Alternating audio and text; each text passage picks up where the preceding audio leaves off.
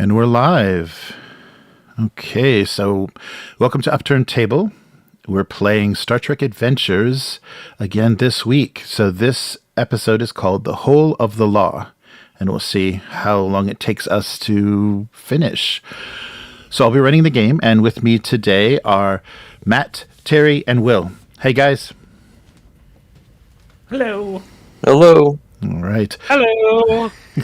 So let us know in the chat how we're doing audio-wise and everything, if anything is strange. So right now you should just be hearing maybe a little bridge noise, next generation bridge noise, and that should be the only thing in the background besides our voices. So let's get started. So we've all recovered from our last our last adventure. It's been 2 weeks, so we've had some time to recover. So the crew of the let me see. Oh, wait. There we go. The USS Mugato is continuing their several-year exploratory mission. And so currently, yes, so you dropped off. The ambassador has left you. Get ready. And you're continuing on. And we'll do the captain's log to kind of get us started with the right star date here. All right, so this is Captain Payjh. Captain's log, star date 52422.05. While exploring an uncharted red dwarf star system in this sector, we have detected an asteroid-sized body of unusual shape and high density within the star's habitable zone. We have diverted our course to investigate. So you have detected something in this system very unusual, an asteroid size but incredibly dense, kind of ovaloid disk in space, and it appears from just initial visuals that both sides of this discus have a domed, an artificial dome covering the body. So a very strange elliptical structure that you come across and you're approaching to investigate. So Captain Payjh, suggests you investigate. So what would you like to do? We beam aboard. No, we scan things. Oh, okay. I guess we scan first. Yes, we generate momentum. Yes. We generate momentum. I mean, scan things. So is this saying moving through the system or the station? It appears to be in orbit, but itself is there. One face of it is facing the red dwarf, and the other is facing away. So it has a light face and a dark face that don't seem to change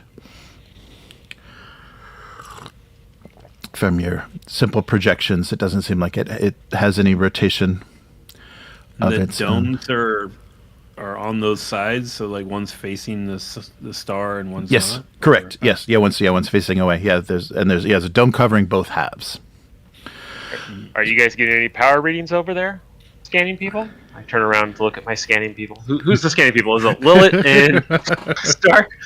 Somebody, Stark, right? yes. So yeah, somebody, if they'd like to roll for, they can use the ship as well if they'd like to roll scanners.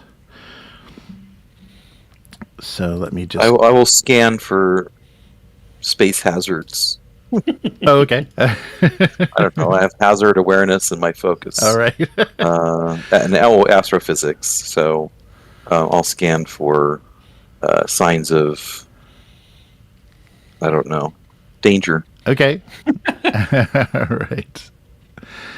All right. So yeah, go ahead and you can use the ship to assist if someone wants to roll for the ship. You got that, Matt? Sure. Oh, that's a good roll. Hey. All right. What systems should the ship use? Sensors and let's see. science? Sure. Yes. If you're looking for hazards and stuff, science would work. All right. Oh, nice. Okay, so that was a difficulty 0, so you have 5 momentum. Nice start. Very nice start. Okay, in it. So the your initial scanning the surrounding, there doesn't appear to be any threat in the area, but you do notice that around the outer rim of this discus there are several ships of varying origin docked. So you notice everything from Klingon to Romulan to unidentified ships of identified origin. Yes, there are. All of these ships are docked to this disk itself.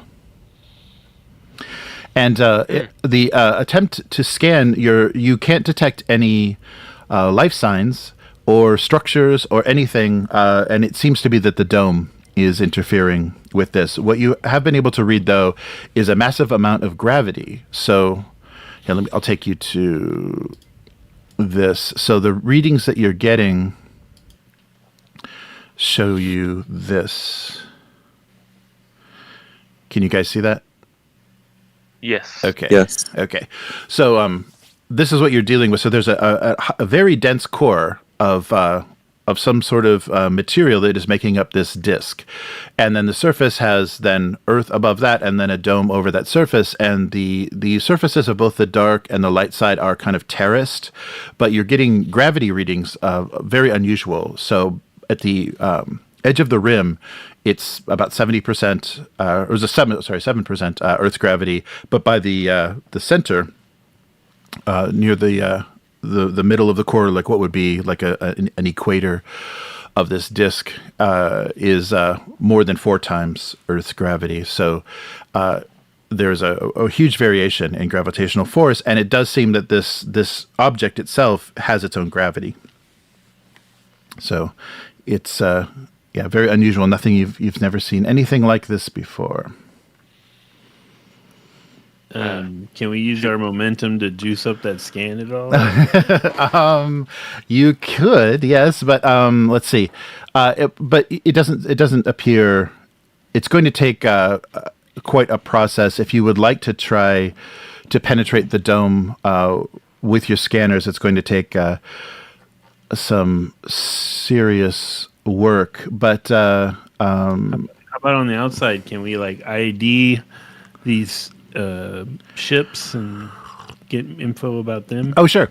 There's just a variety. There doesn't appear, so outside the ships that are docked at the disk, there doesn't seem to be anyone aboard. It seems like all the ships or the crews of all the ships have you don't know for sure because you don't have life signs, but seem to have be visiting this disk. So you're getting no life signs from the ships, and you're not reading. You don't seem to see any Federation ships, but a very wide assortment, just about anything you can imagine. There is an example of one of those ships docked here. So a huge variety, and as I said, maybe about half of them you have not even encountered before. So very difficult to. Difficult to make out. Battle cruisers. Oh, there does happen to be. The ensign recognizes a Gorn ship docked. Shields up, red alert. Yeah, so it's surprising. You're not getting any activity from these ships at all. They're just docked and seem to be completely inert. You can't get any life sign readings from these ships, which are not within the dome, so they wouldn't be shielded. Let's just save try all their hail. engines right now. No, that sounds like it could get us in more trouble than it's worth at this exact moment. Let's just try a general hail to see if anyone responds. Okay, and before we begin, of course, the Prime Directive is in effect, and in addition, a couple other directives that you should be aware of is you need to locate and rescue Starship personnel who are missing or in distress, and Starfleet Directive 010, before engaging an alien species in battle, any and all attempt to make first contact and achieve non-military resolution must be made. So just as a reminder. That's an interesting thing to bring up, Captain. All right. Yes, I'm just thumbing through the Starfleet directives. All right. So yes. So if you would like to hail, or if you'd like to, attempt contact. Yeah. Lelit, can you open a general hail and see if anyone responds? This is the USS Mugato. Any or all in the area? All right. Anyone there? And Hello? hello. And what you get, I'll try not to terrify you with these things popping up, but what you get is, so on screen, your hail is answered by this individual. So it's a blue-skinned, kind of hairless-looking humanoid female with a flat beak, and it appears to be both scales and feathers. So kind of a mix between reptoid and bird. Nothing you've ever seen before, nothing recorded by the Federation. And she immediately greets you. So greetings, travelers from the United Federation of Planets. I am Vishnuraza, and I welcome you to the Haven, which you may call Thelema. I request that you discontinue your efforts to scan our interior, for though all are welcome here, we take the privacy of our guests most seriously. If you wish to know more of our services, please send a delegation in person so that we may arrange proper access for your crew. You may dock your vessel and land a shuttle at Port 37. You may also transport a party here, although we do not allow transporter access to the interior of Thelema. Please do come for a visit. We offer wondrous entertainment and fulfillment for all visitors. Does this appear to be a recording, or is this like a live? No, it's a live image, and she's just well rehearsed. She's just very professional. Yes. She has this spiel down. So yeah, she seems to be some sort of like social director, or like she's the liaison for this whatever this is, what they're calling Thelema. And she's encouraging you to visit because there are wonderful things, wonderful entertainment. Well, I'm sold. Let's just unload our shit and get everybody on there. And she's got blue skin, so she can't be that bad. Right. No, yeah. Ooh, oh, there we go. Did you get any woobies from this? Oh, there we go. Commander, or... Well, I mean, there's a lot of minds, and it's hard for me to... Do I sense... I mean, I'm assuming I sense something. Do I sense anything of note from her?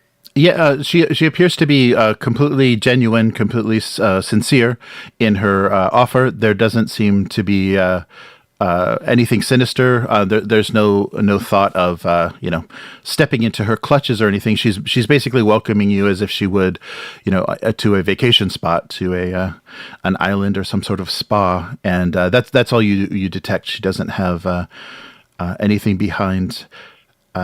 Anything behind her intentions. And actually, let's say Ron Templeton hears the word Thelema, and here's them calling the structure Thelema, and he said, and it occurs to him, actually, on Earth, Thelema was the name in old Earth culture of a pseudo-religious philosophy developed by Aleister Crowley. Do what thou wilt shall be the whole of the law. Love is the law, love under will. So basically, this is the highest moral law, allowing all people to pursue their calling and desire, free of restriction. The useful Ron Templeton. You need to read a little more about Aleister Crowley. Aleister Crowley tried to summon demons. I'll look into that, says Ron. I wasn't aware of that. After the game's over, I'll have to tell you guys Aleister Crowley's trick for never getting invited to parties. Oh, nice. All right, but Ron does also question. But how did she know we were from the Federation? The hail? We have a reputation. Oh, okay. Yes, and of course there's no record of her species in the database. And is she like speaking something else that's going through a universal translator, or did she speak? What do we speak? Like Galanglic or something like that? I think the universal translator works on everybody, unless it doesn't. Yeah, her communication was translated, but It was translated. Yeah, it was translated. So you have to rely on that. But she seems very very gracious and kind of welcoming, and it reads kind of correctly for your what she was saying doesn't seem to be odd or alien in her gestures or behaviors. Can Lelit analyze the original audio and try to divine information about the language or the species? Oh, sure. Yeah, you can just have her make it just a simple. I mean, it could be another 0. Or actually, I guess because it's not in the database, let's make it a difficulty 1. A difficulty 1 for her analysis, and Would that be reason and science? Or? Yeah, that would be good. Yeah. All right. And for some reason, our communications officer doesn't have any focuses that relate to languages. Oh, that's right. We'll have to fix that. That's right. Yeah. All right. Yeah. Let's get that changed. Yeah. Actually, yeah. Oh, never mind. Her console Oh, in her face. no. Yes, she's disabled. So she's not able. She doesn't come up with any results, and actually, she's a little surprised that there's so little information that you immediately ran into someone that seems to be acquainted and hosting ships from many of the known areas of the galaxy, but she is not. But you're not aware. So we'll say that Lelit is a bit frustrated. So she's not going to be. She's going to. I guess whatever. If you have her roll next, it will have a +1 difficulty. She's just very distracted and can't stay. Flustered. Yes. So she stays in this flustered state and then can't get over the fact that there's not even. She couldn't even find any trace or any kind of common link with any known languages by Starfleet. So she's a little flustered. The pushy helmsman has one more suggestion for the officer corps. Maybe because we have good relations. We are currently in, relatively speaking, good terms with the Klingons, right? Yeah, at this point, yes. So maybe we could run info on the Klingon vessel or vessels that are here and determine how long they've been off mission, or how long they've been here, maybe. Oh, okay. So you won't need to roll for that. We can just say that you're running identification.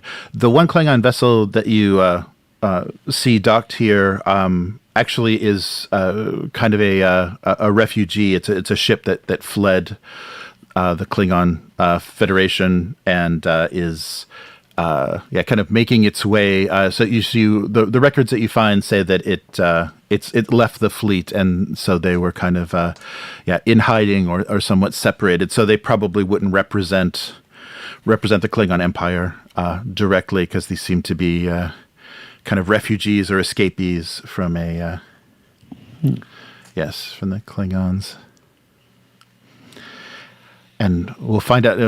We'll see if that's tolerated or not in a future adventure. I was going to say, it sounds like what you're saying is a stolen Klingon vessel.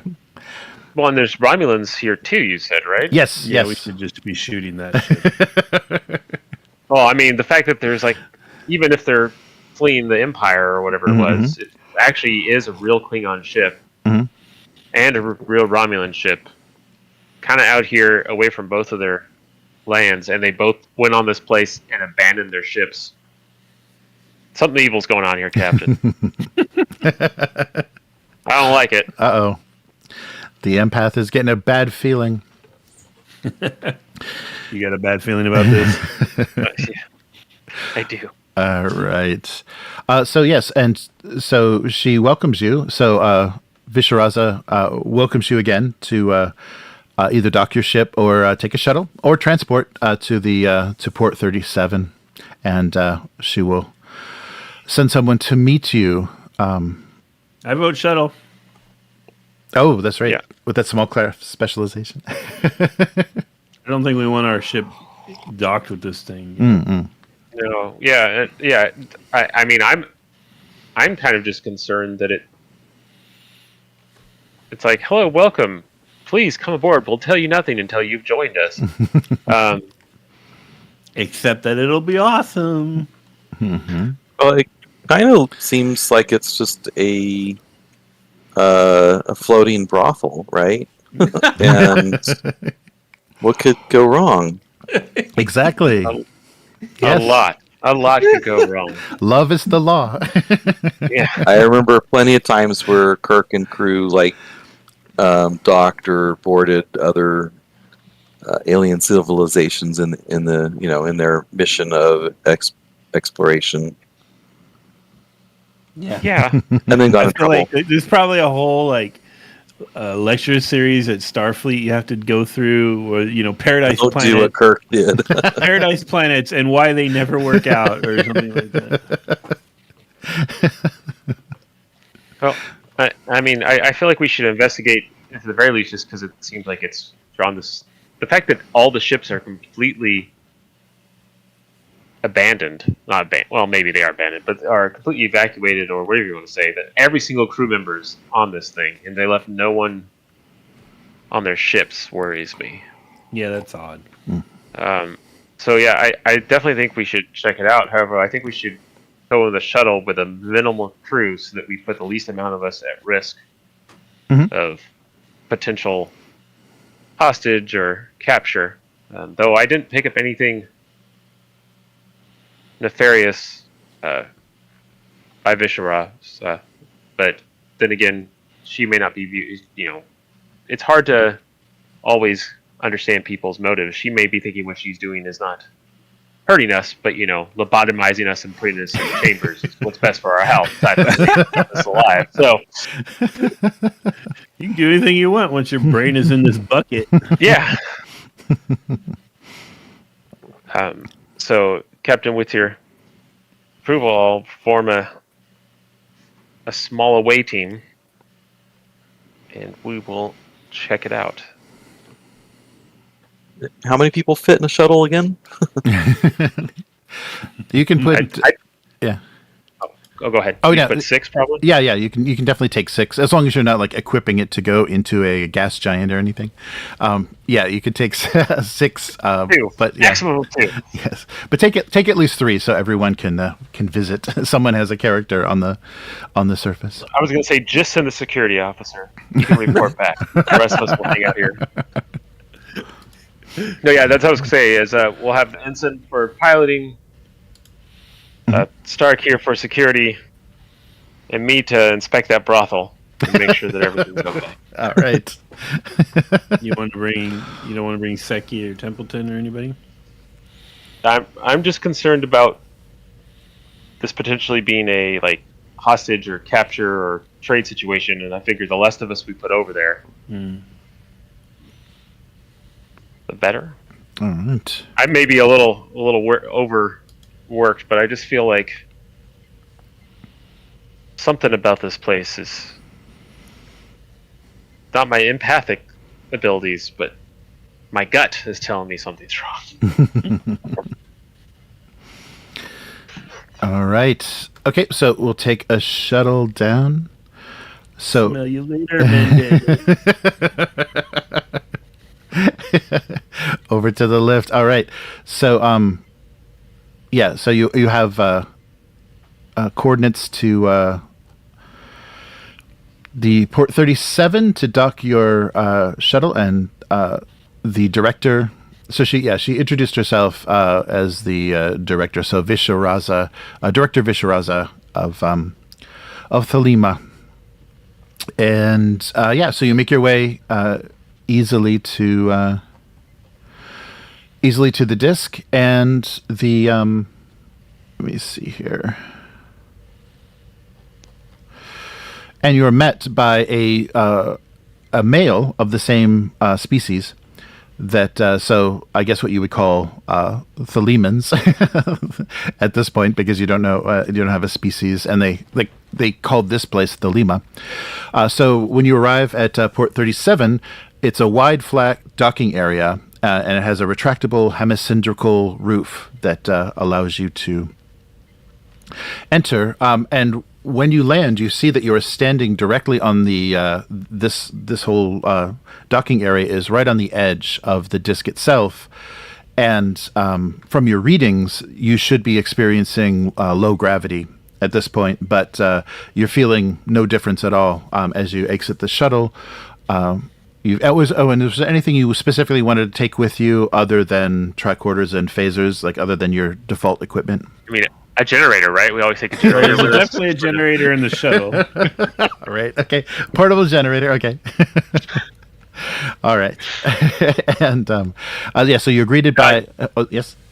Yeah. No, I'm sorry. I was saying no. I don't think we're bringing anything or doing anything. But this is just a meet and greet. Okay. And so you are met at the docking area by a male of the same bird lizard species. Oh, and I've got visuals for him as well. So this is him, and so he's wearing the same sort of white flowing garments that the director had. Mm-hmm.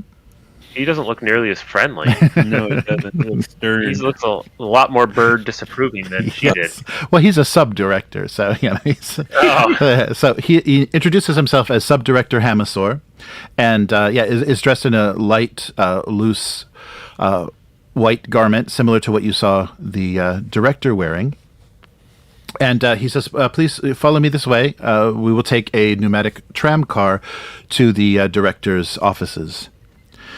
And he leads you. So immediately the commander doesn't get any sense of anything sinister. He seems to be... And you're getting kind of a very relaxed, very... kind of just free atmosphere.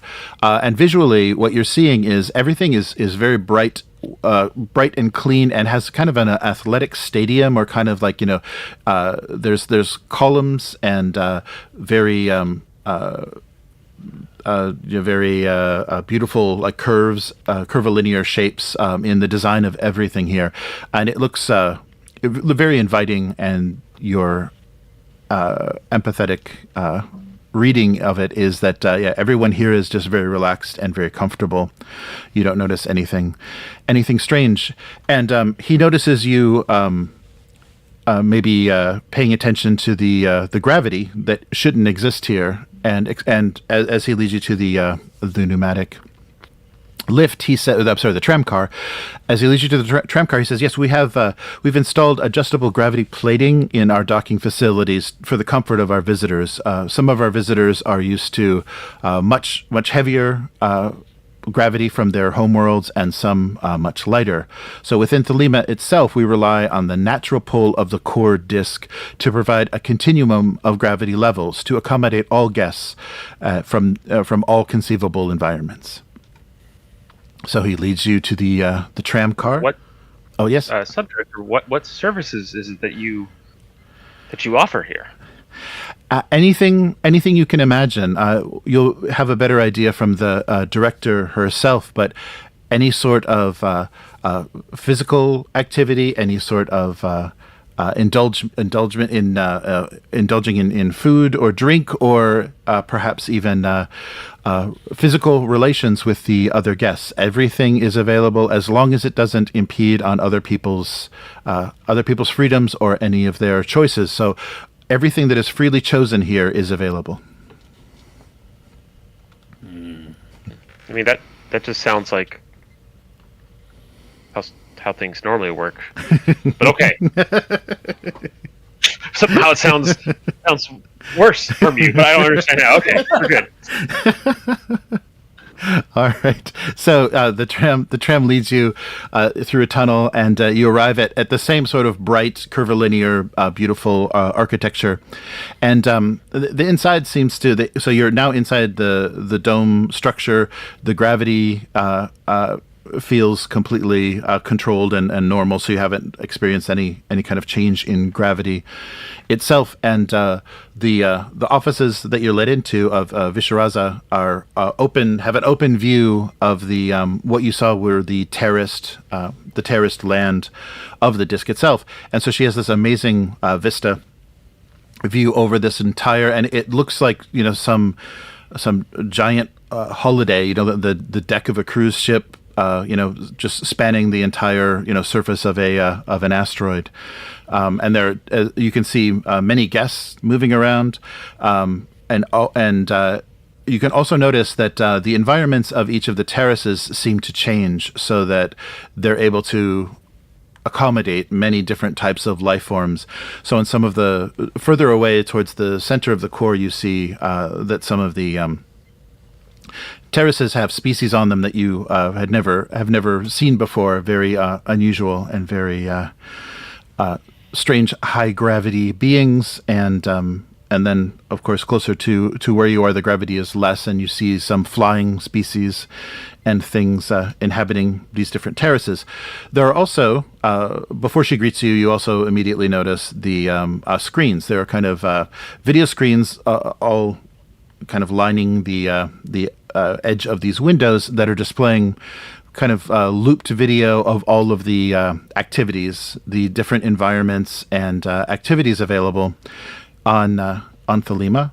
And so you're getting displays of wholesome, you know, sports being played, nature walks, and then also screens of lively nightlife with a little bit of hint of kind of risque pleasure. But it all seems to be kind of a produced promotion video to you know, promote to the visitors and tourists of this place. So what when happens in Thelma stays in Thelma. Is that what we're? Yes, that's what you're getting. You haven't seen that slogan yet, but you're expecting anytime. So Visharaza stands up from her desk as you enter the office. So she's you see now she's attired in this very loose-fitting light robe, and it has a some sort of colored pattern that may designate her rank as director on it as well. And she says, as she stands and she says, "You are most welcome to Thelema. We are open to all visitors, and we pride ourselves on having recreations and fulfillments to offer for every species in the galaxy." But thank you. Your offer is quite welcoming. What payments or services do you ask for in trade for these offerings? That is the most asked question of new visitors. So most new visitors are very curious about this. What do we get out of this? Well, our people are devoted to the philosophy your people would call Thelema, that all beings should be free to pursue their every desire as long as they do not impose on any other's freedom or desire in so doing. Our embrace of this philosophy has brought us peace, prosperity, and the friendship of many other civilizations who benefit from our hospitality. Many have offered us gifts in return, including the resources we have needed to construct our world. So we provide a safe haven for all beings of all natures and proclivities to fulfill their desires, their fantasies, and their needs of pleasure or adventure, or simple relaxation. We do not judge or condemn, merely facilitate. All things are permitted, so long as they do not harm unconsenting parties. Okay. So does our Betazoid know if she's telling the truth? Oh, yes. Yeah, you get total honest feelings from her. She's, I mean, this seems very practiced. This is a very practiced sales pitch. So you don't notice, you don't feel a lot of emotion behind it. You know, she's just kind of saying things she's said thousands of times before, but it seems completely sincere that they're not hiding anything, and that there is no payment asked. That seems to be a true statement. Well, I appreciate the offer. As members of Starfleet, our highest ideals and drives is to seek out new lives and new civilizations, and to meet new people. I hadn't heard that one. That's good. Yeah.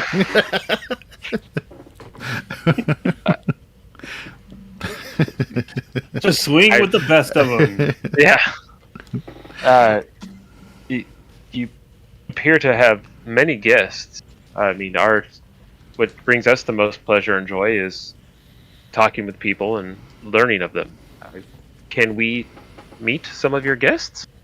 Of course. Once you have entered Thelema proper, you're free to interact with any guests that you wish. I must caution you, though, we do have two sides to our entertainment. As you are now presently on the light face of Thelema, you've probably also noticed that there is a dark face. So the light face is for indulging pleasures that harm no one, or that risk injury only to oneself. But those who find pleasure and fulfillment in combat or violence, often, or even taking the life of someone and gambling one's own life, may be interested in the dark face. So the dark face is where desires can be freely pursued for those who truly accept the danger, and only they are allowed to enter. So we have found this the best way to ensure that all desires are balanced. No one is hurt or killed except those who are willing to be. Wow. Okay. So we know where the Chamberlains, the Gorn, and the That's where the Roman Colosseum is at, right? The lions. Well, allow me to contact my captain and let him know our status, and we would like to potentially explore and talk with some of the people here. Of course. Excuse me. Okay, yes. And so I can perceive from your intentions that that Starfleet is devoted to science and discovery. So if it is knowledge that you crave, then simply observing the varied biomes of Thelema can bring you much fulfillment. You may observe and interview any of our guests, and explore any of the nature, the flora and fauna of Thelema itself, and I think you'll find it's quite fascinating. We have been given many specimens from all over, that many of which you may have not encountered before. Oh. How hard would it be to sort of wander off during this conversation and use my tricorder? Oh no, yeah, you can probably step. Yeah, you can step away if the commander has her distracted, has the director distracted, then yeah, you can do some scanning if you wish. Yes, I wish. Okay, go for it. I'll help assist or Oh, join okay. in the Yes. All right. process. Well, what? I'm using my hazard awareness. Okay. Oh, so why don't you take the lead then, and I'll help you, because I think you probably got better numbers than I do. What do I have? What would we be using to scan with? Reason? Security? Yeah, you could do, let me see. Wait, where's my little cheat sheet here? Probably reason and science or reason and security, right? Yes. Yeah, that would be good for scanning. Let me load that up. So I have a survival focus and a hazard awareness focus. Yeah, you can do either, depending on what you're looking for. If you're intending to look for threat or for hazard, please use. Yeah, you could use either one of those. So go ahead and use the focus for that.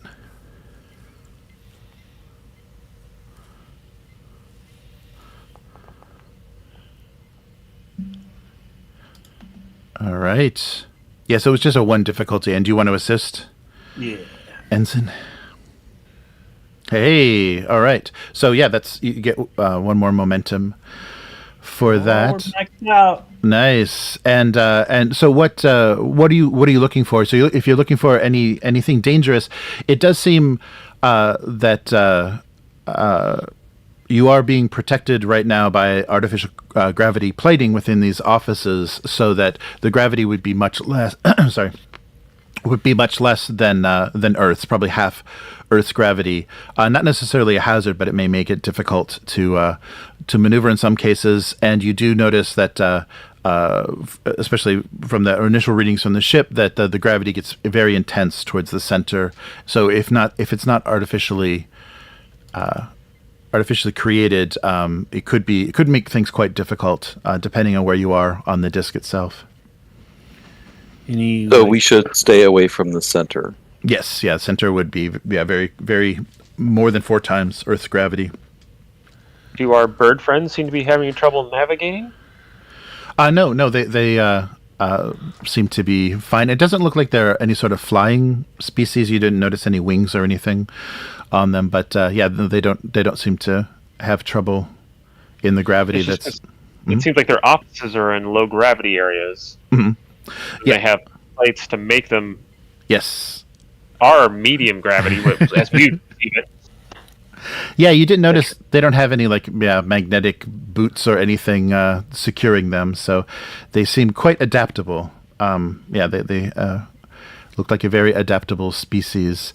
And the other thing that you do notice from scanning is when you point down towards the core. The core itself seems to be completely impenetrable. The density of whatever material, whatever matter is there is like nothing you've ever seen before. So it doesn't seem that there would be any way to travel through the disk itself. And so that's why there are the two sides. That's what keeps the two sides separated, is this incredible density.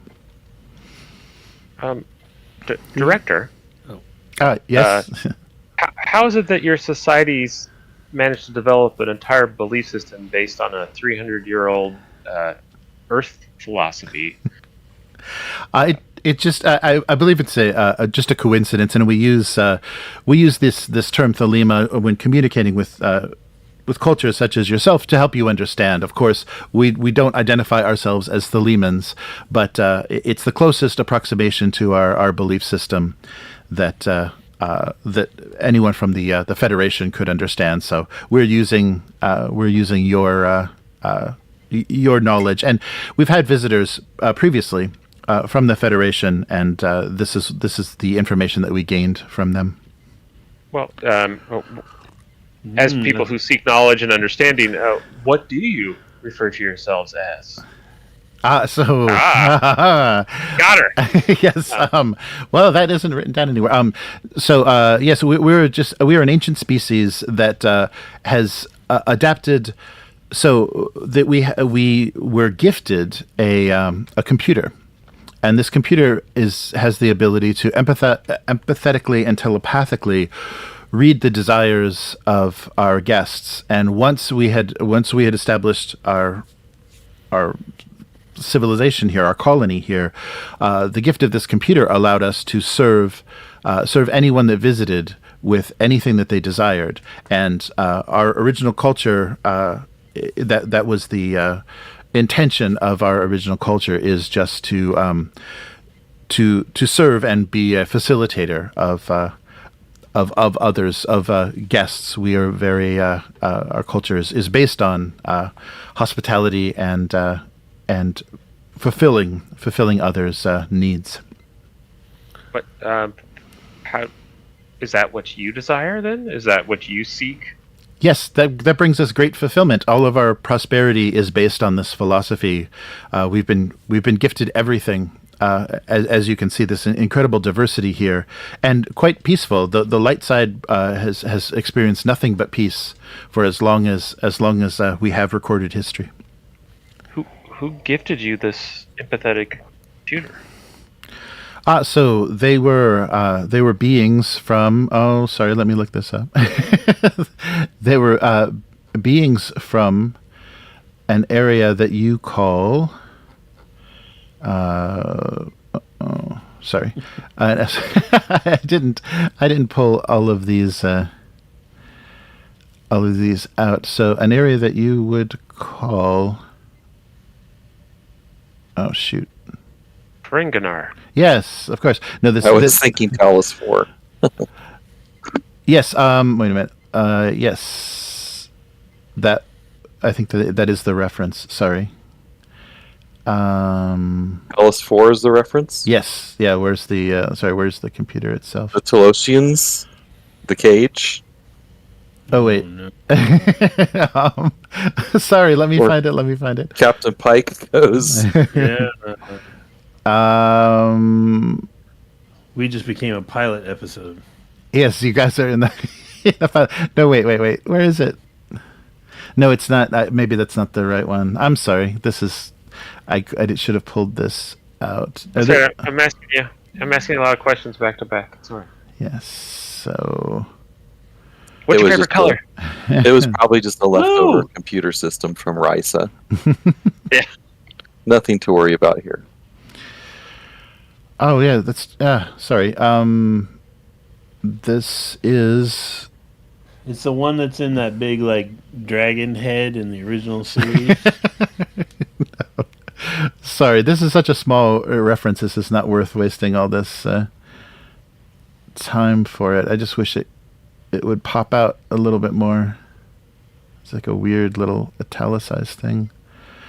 So the Thelema computer. Oh, sorry. That's okay. What I'm really trying to get to is yes. It wasn't like they made it, right? It was like No, it was gifted to them, and it gave them this empathetic and telepathic ability to read the people, read visitors. Yes, sorry, it's a fun reference, but I am at a loss for where it is in this adventure. It's just like that is a little bit too many pages. not a problem. Okay. Yes, I can look that up for you. I can circle back with that information later, the director says. That would please me greatly. just to slow things down more, I actually was hoping, can we read from our tricorder scans? Can we get a sense of like their power system and their tech level and things like that? Oh, sure. Yeah, it seems to be quite sophisticated. Yeah, you have you're detecting everything is powered by pretty much the same standards that you've seen in other kind of Federation of Planets level civilizations. Yeah, it's very developed. You don't. There's not. Spaceports or anything. It doesn't seem like they are explorers themselves. It seems like this whole colony is just built on hosting. Oh, here we go. So, sorry. The computer itself was gifted to them from a civilization from the Omicron Delta region. Oh, that sounds familiar. Which one's that, Terry? I don't remember. It's an original series episode, Shore Leave. Is this one where they all start hallucinating rabbits? Is that the one where they get shot with the flowers? It could be. Oh, Look out for flowers. Where Spock is finally happy and has a relationship? Yeah. Yes. So let me put him here. So you're not getting nothing is unusual. Everything seems to be surprisingly sophisticated and a very interesting diversity of activities and visitors here. Very unusual, and of course, inside the dome you're able to read things, but you're not able to see or detect anything on the opposite, the dark face, at all. How many of these people of this species have we seen so far? Most of the staff, I guess you would say, of so everyone that's either doing maintenance or operating or guiding or leading anyone anywhere is of this bird species, this Theleman looking species. So we've seen quite a few. Yeah, you've seen quite a few. Yeah, they're a decent population. They seem to be the entire staff. You don't see any other mixed. All of the guests are not of this species, but you don't see any. Just more explorer interest. Do you have a home world? Is there more of your people elsewhere, or is this your people? From what we know, this is all that's left of us. We haven't sent any exploratory missions, or anyone that's visited has not had any information about the existence of our species on other worlds. We are usually this is usually the first time they've encountered us. So as far as we know, this is the last of us exist here in Thelema.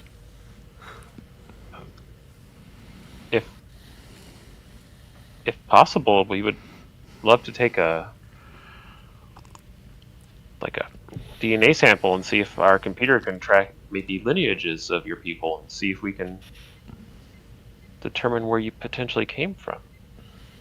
We would be. That would bring me great pleasure. Yes, excellent. Well, that would be very very good. I think we're all as a our species is very curious about our origins, and the fact that we've had so many visitors from so many places with no information does make us feel a bit isolated. So any developments, any research you could do would be much appreciated.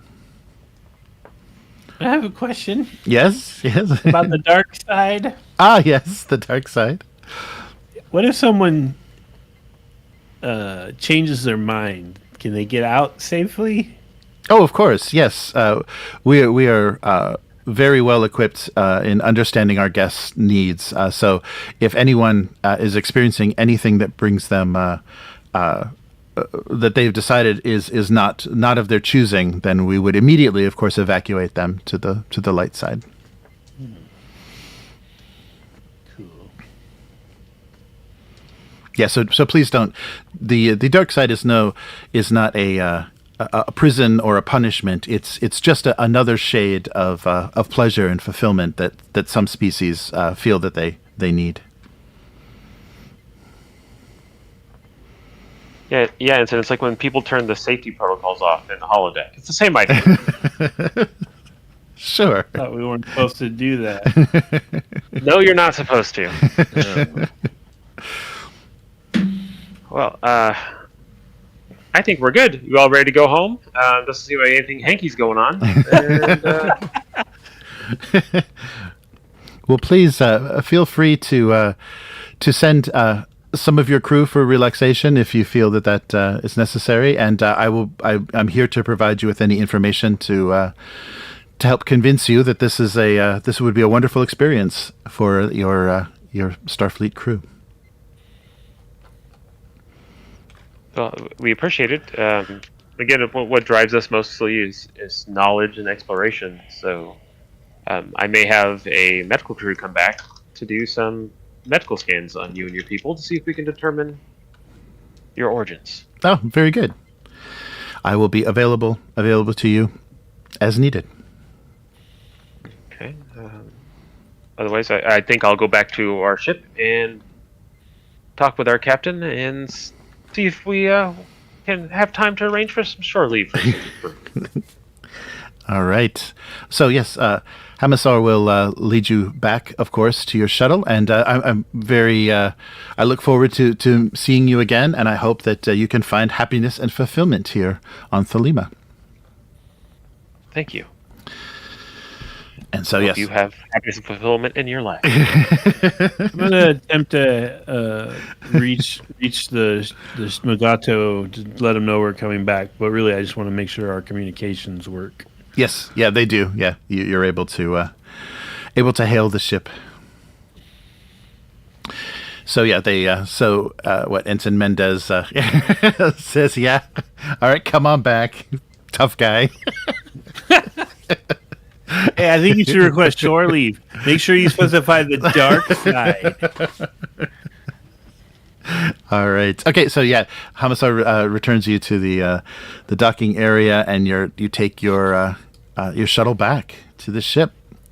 And so yes, the captain, upon your return, the captain is very interested in what you found and what your thinking is about Thelema itself.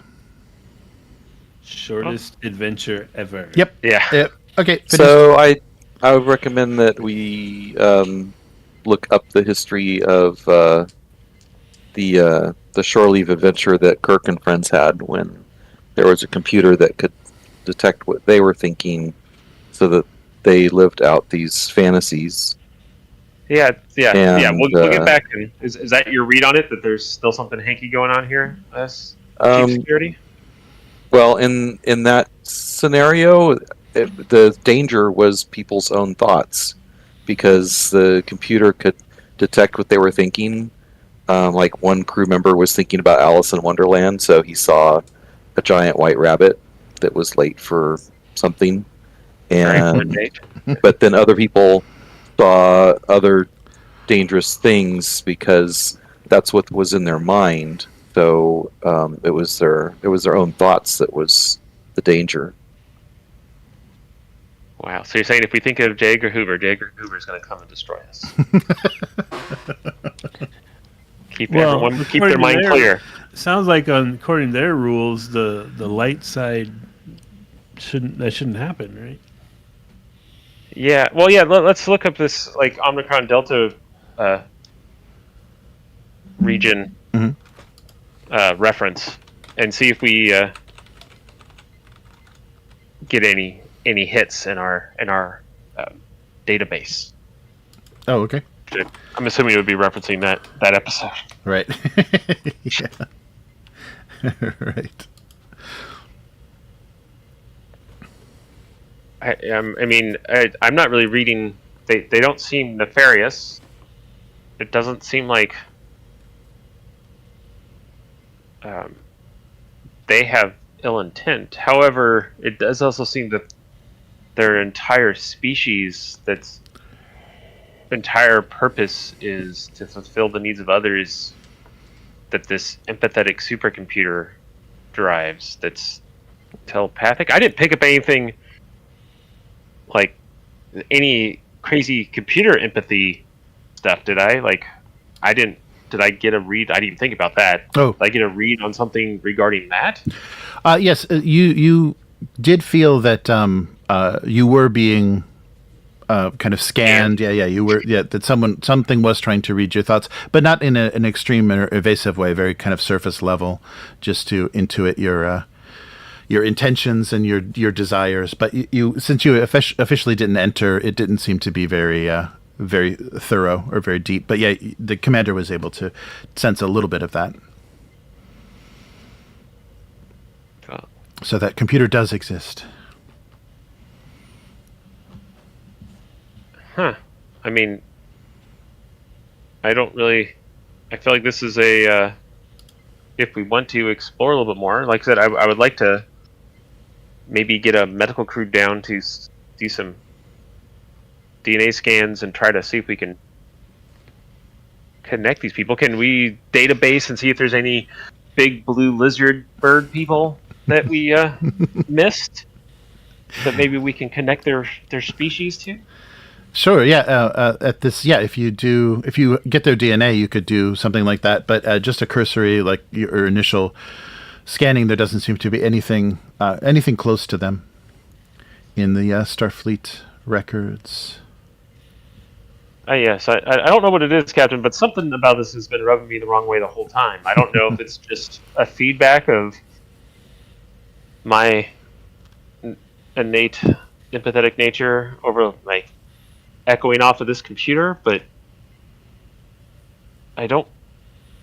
something seems wrong, and I don't know if it's the complete abandonment of ships that all the previous people have here, because since we've been here, has any other ships like powered up and left or anything else? Yeah, you didn't notice any other activity, and Captain Payjh confirms that there was no other departures or arrivals since you've been here. Can maybe we should hail some of the other ships and see if any of them have crews that can talk to us? Yeah, okay. I think they were all. Didn't we think they were all abandoned? Like, yeah, you didn't get any life readings on any of them, and they were outside of the dome. So yeah, you were getting accurate readings. So yeah, it seems like the crews have all. They're all having so much fun. They have given up their lives and Lelit, left their ships. Can you do a long range scan for potential derelict and/or abandoned ships in the region? Oh, interesting. See if they've been if people just stay here and eventually they have to jettison ships into somewhere in order to make room for the next group of people. They probably disassemble them and integrate them into their systems. Well, maybe. Yeah, since you guys are maxed out on momentum, you don't need to. There's no point in rolling. So yeah, Lelit makes scans and doesn't find anything. She doesn't find any derelict ships. There's nothing, and there's nothing even traveling long range anywhere near this. You are in a pretty isolated part of the system, and there's nothing around you at all. So you're not. Yeah, So this thing is orbiting, right? It's in an orbit. yes. Does it appear to have its own engines or warp drives or anything? Yeah, you didn't detect anything. So this object itself doesn't move. It functions pretty much like an asteroid, except that it has no rotation. And somehow this the dense inner disk is generating the gravity. And plus, they also have artificial gravity technology. Does it seem to be completely synthetic? Like, because this isn't an asteroid that they've put domes on, right? Like this whole, I'm imagining a disk with these things built on it, right? Like this doesn't look like a natural phenomenon that was modified. Right. Yeah. This doesn't seem to be natural. This is some very unknown kind of object that they have developed. That they developed a colony on, and that they were able to kind of build up a layer of livable surface, and then the dome technology, gives them weather and provides them atmosphere. I mean, this seems odd, but has Starfleet made us jaded to just peaceful, happy people? Just ignore them. Should we?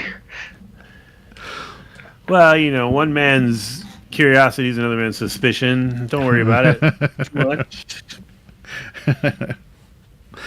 So the one thing that concerns me is that they said that they have encountered Starfleet people before. Yes. And it seems like the ships that docked here, the crews completely left their ships behind and abandoned their responsibilities and have never been seen again.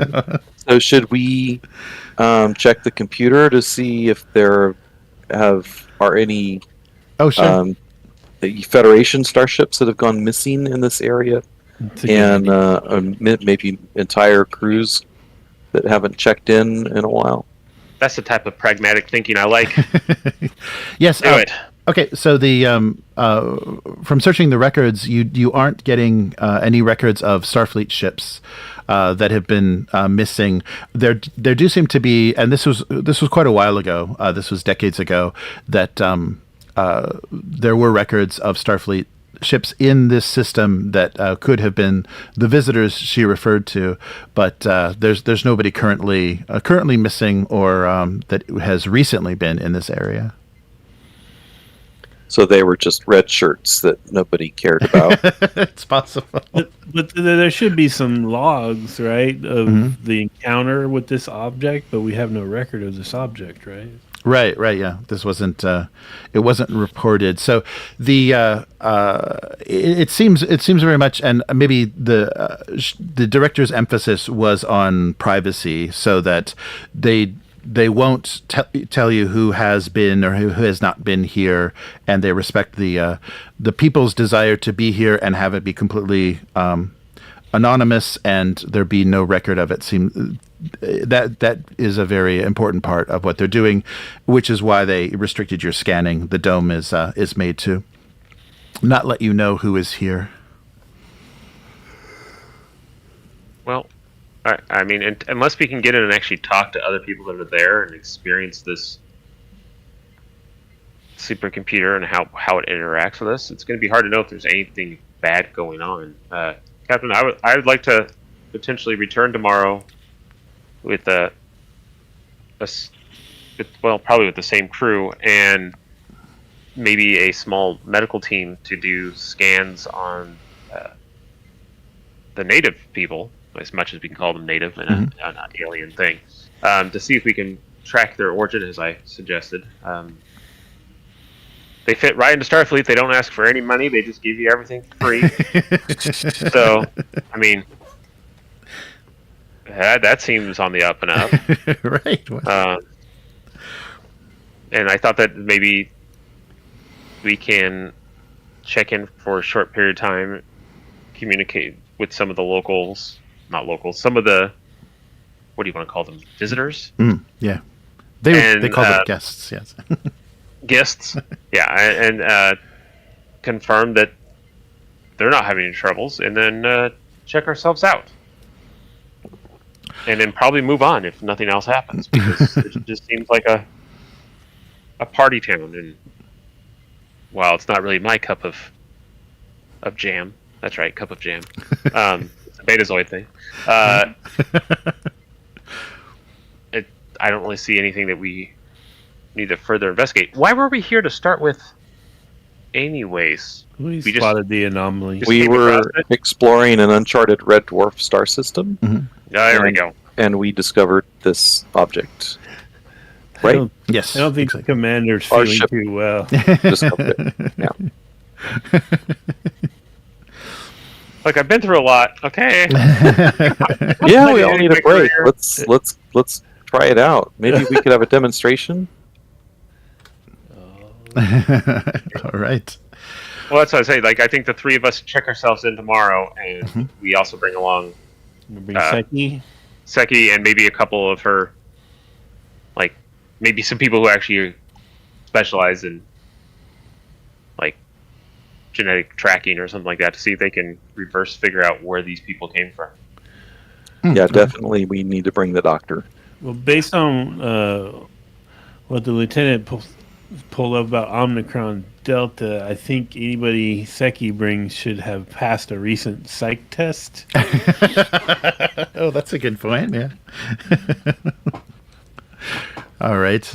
Well, would that be Ron Templeton and Lieutenant Lelit? Should we make? Do we want to make a medical staff, like a medical crew, to bring with you? Yeah, I think so, yes. Okay. That's my Blue vote. shirts.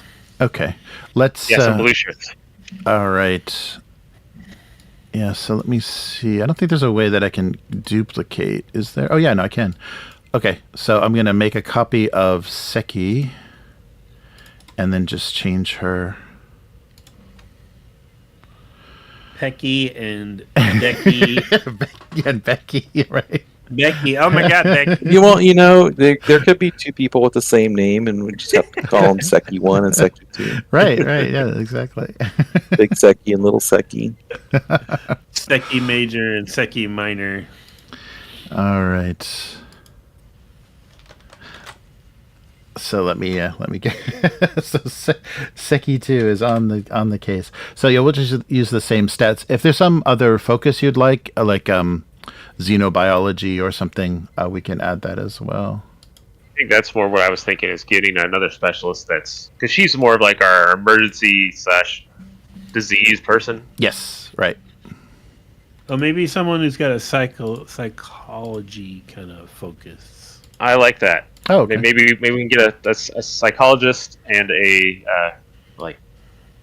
xenobiologist as the two other people that she's heading up. Okay. Sorry, it's not letting me choose her for some reason. Okay, select. Oh, I have it open. Maybe that's messing it up. Oh, okay. I clicked on it. Yeah, so why don't you go ahead and see that the copy of Seki if you want to. Yeah, it's not letting me. We might just have to use the same art. You're just going to have identical clones of the medical officer. So go ahead and change under the focuses what you'd like to see for this second medical officer. I may have to give you permission. Let me see what the ownership is. It looks like I can change it. Okay. Something in xenobiology. And I like that psycho analysis and/or. Do we need to be taking specific ones from the book? Oh, yeah, I think they're in that. Yeah, they're in the the core Starfleet focuses. Yeah, you can pull any of those. There's xenoanthropology, xenobiology. All the Xenos. And psychology and psychiatry. Oh. Well, why bother to split those two for a game? Yeah, right. I think psychology is more. Yeah. Get rid of this person probably doesn't have virology or infectious disease. I feel like all medical personnel will have emergency medicine. Right. As a training. So So we're putting them both on one person. Oh, that's a good point. Not necessarily. Oh, here, yeah. Let's do another. Yeah, this is weird. When you duplicate, though, you're not allowed to change very much. So we've got copy. I'll change. So we've got Seki 3. Actually, this will be Becky. Let me see if that works. I just changed one to Becky. Oh, Sorry. okay. No, that's okay. Okay. Oh, there she is. Okay. So, sorry, and the other one can be what? What did we say? Rachel. Seki, Becky, and Rachel. All right, there we go. Odd one out. They all look very similar. Yeah, so they'll all be Vulcan doctors for some reason. Oh, they could be triplets. It'd be perfect. Well, then it should be Reki. Yeah. Yeah, it's not letting me change the icon for it. The token, so they'll be the same. So for Becky, I have emergency medicine, xenobiology, and philosophy. Just this random toss in there for her. Does that work for? Yeah. For number one. Good.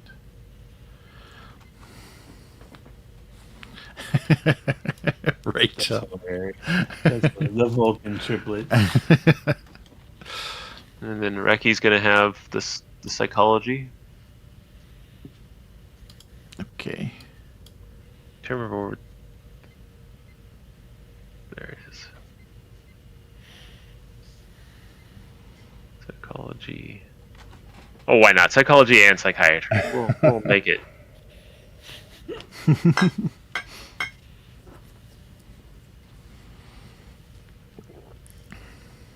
There you go. How about that?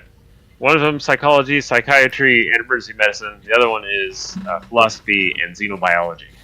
Cool. Excellent. Anyone has any other thoughts? That's cool, but that's going to be the... That's the crew. All right. That's the crew. Excellent. All right. So, yeah, that works. That works well. So yeah, and the captain encourages you to find out as much as possible. So yeah, we'll move on to the next stage then. So you put together the medical crew, and then the next day. So Captain's Log Supplemental. I've decided to accept Vishora's invitation to send a survey team to observe the light face of Thelema. If it proves amenable, I will authorize shore leave for the rest of the crew. So he's basing this on your more in-depth judgment. So based on the paranoid report that we gave him, Yes. he's about to authorize shore leave for everybody. Yes, everyone is getting so restless. He can't. Wait, he's giving shore leave right now, or waiting till we report? Waiting till you report. No, yeah. he said considering it. Yeah, just considering it. He's like, if those crazies say it's okay, then it has to be fine. They're all freaking out over it. They sound just paranoid enough, to give us an accurate assessment. All right.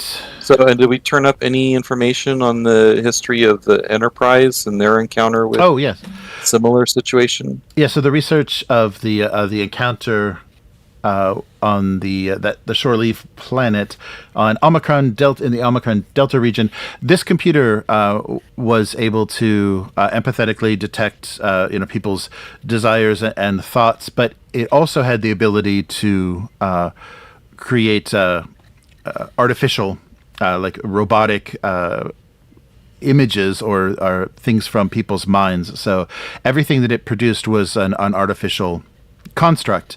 And when you were there, you didn't detect, there were no androids or any sort of artificial servants or life or anything. Everybody that you came across, and when you were scanning, there were no synthetic beings. So it doesn't seem that this computer has that ability, because there wasn't anything. Yeah, Anything but present. hollow tech. Oh yeah. Hollow tech is really improved. So That's true. You don't know what. Yeah, you don't know who left what there. So yes, but no artificial beings that you detected, and that was what the crew of the Enterprise encountered. So we agree then we're going down in two teams. One team's only dealing with the bird lizard people medically and studying them.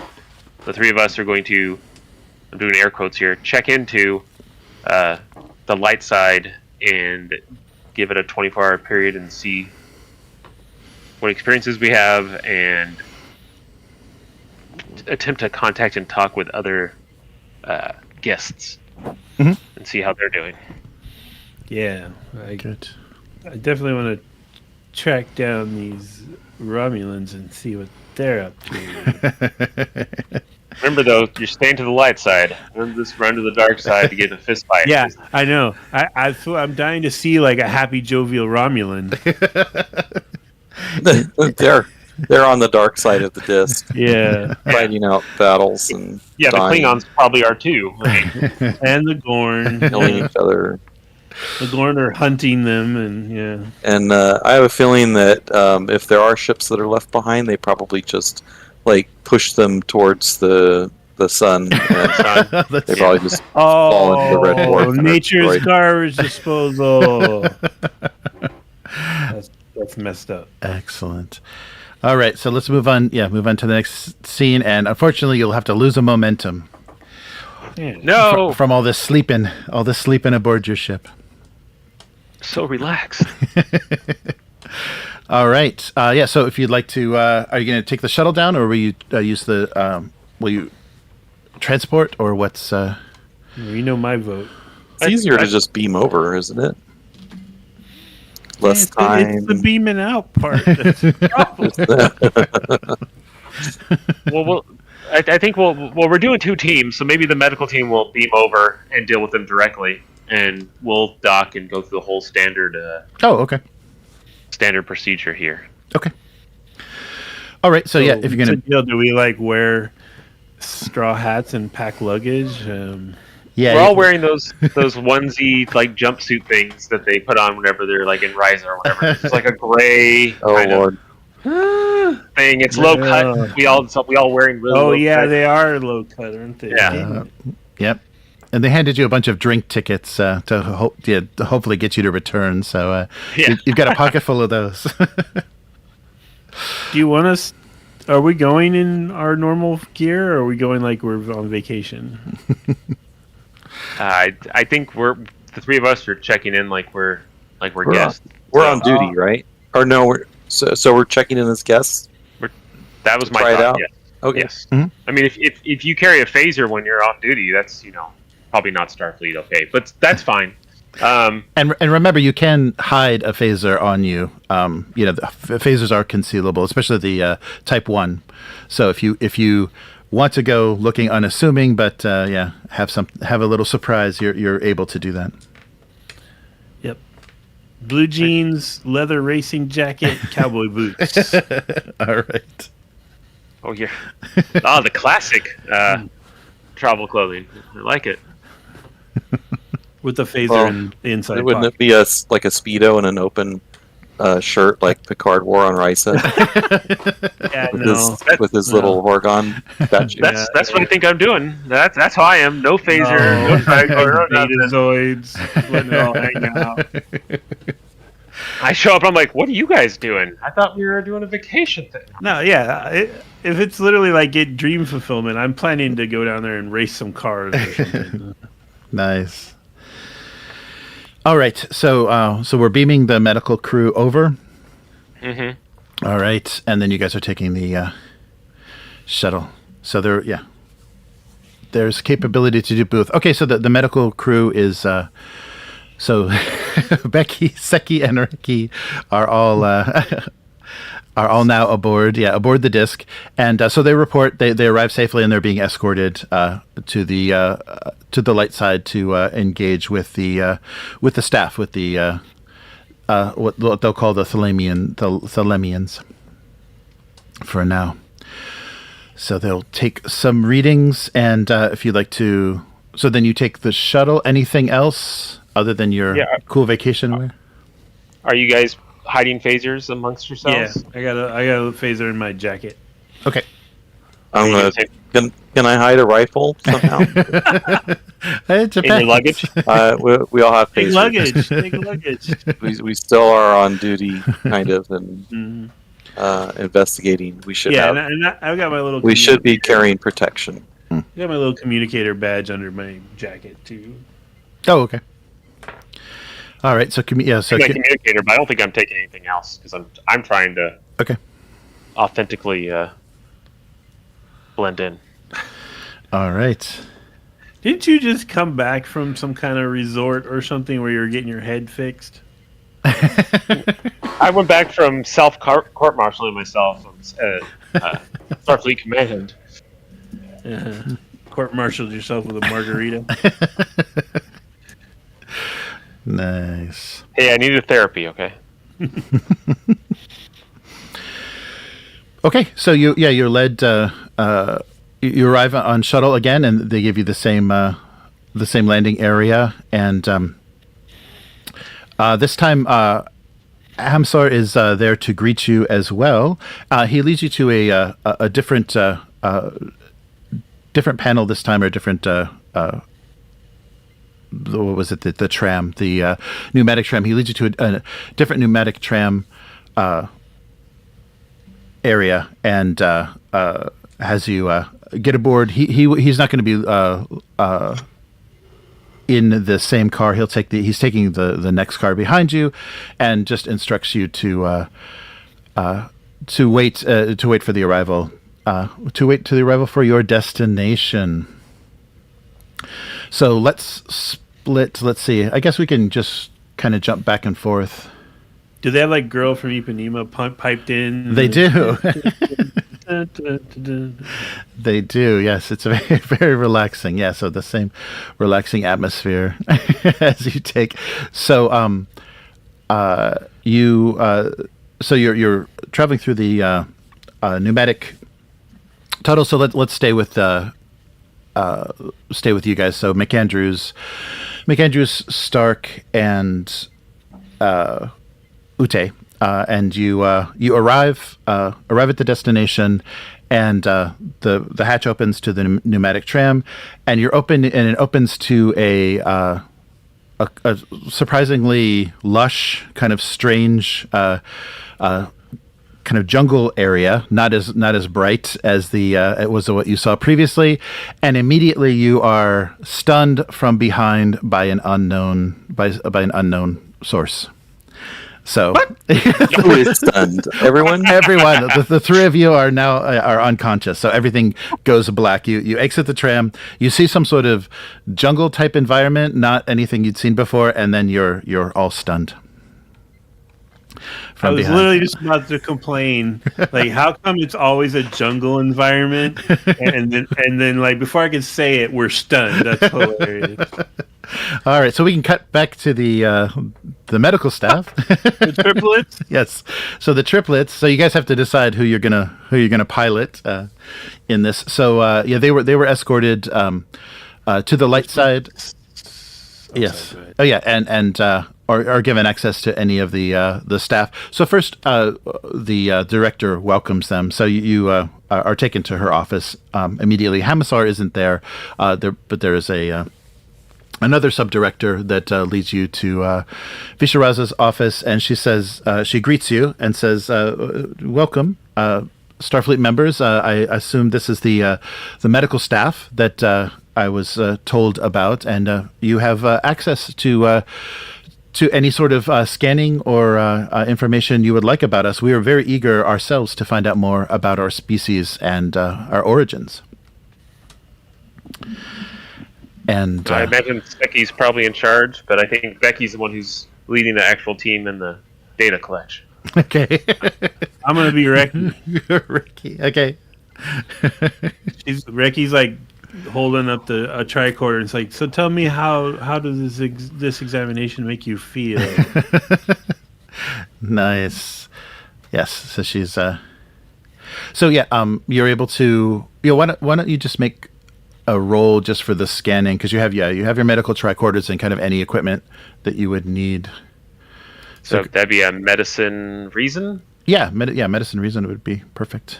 Xenobiology is the focus? Yes, excellent.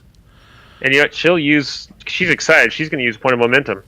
Oh, wow. All right. Make it an extra, this is very important to her. This is what Becky here has been wanting to do. Not excited. I'm sorry. Well, no, she just suppresses it. There's a difference. She's fascinated. Yeah. Yes, intrigued or fascinated. She implies that she has no emotions, but really she's frothing with emotions, but just doesn't. It's like a cat, It's super emotional, but just tries to pretend like it's cool all the time. Here we go. So she'll calmly do the scans. Okay. Ooh. Oh no. Oh no. That's a 20. But And you're 3 stunned. successes. Rookie. There was a couple occasions. So 3 successes. Yeah. So you can bank 2 of those momentum. It was just difficulty, regular difficulty, and she. Done from behind. Yes, done from behind. No, she's having some. Seki, Dr. Seki, I feel your approach to this examination is illogical. Oh no, a battle of logic. Yeah. So for the complication, I guess it's just going to the devices that you have are don't seem to be giving you. Oh, actually, that's right. And you had take away one of those. That was Lelit. Sorry, that was Lelit. That was a communications officer. We left her behind. That's right. So she hasn't rolled again yet. So yeah, you're having difficulty finding getting good readings. What your tricorders are telling you doesn't seem to be accurate. It's a very strange information. So you think that you're getting correct readings, but the information may not be very useful. Gravity's distorting something. Right. Yeah, these are very new kind of creatures. So you may need better equipment and better facilities. Would one of your people care to come back with us to the ship where we have better facilities? We can do a full scan there.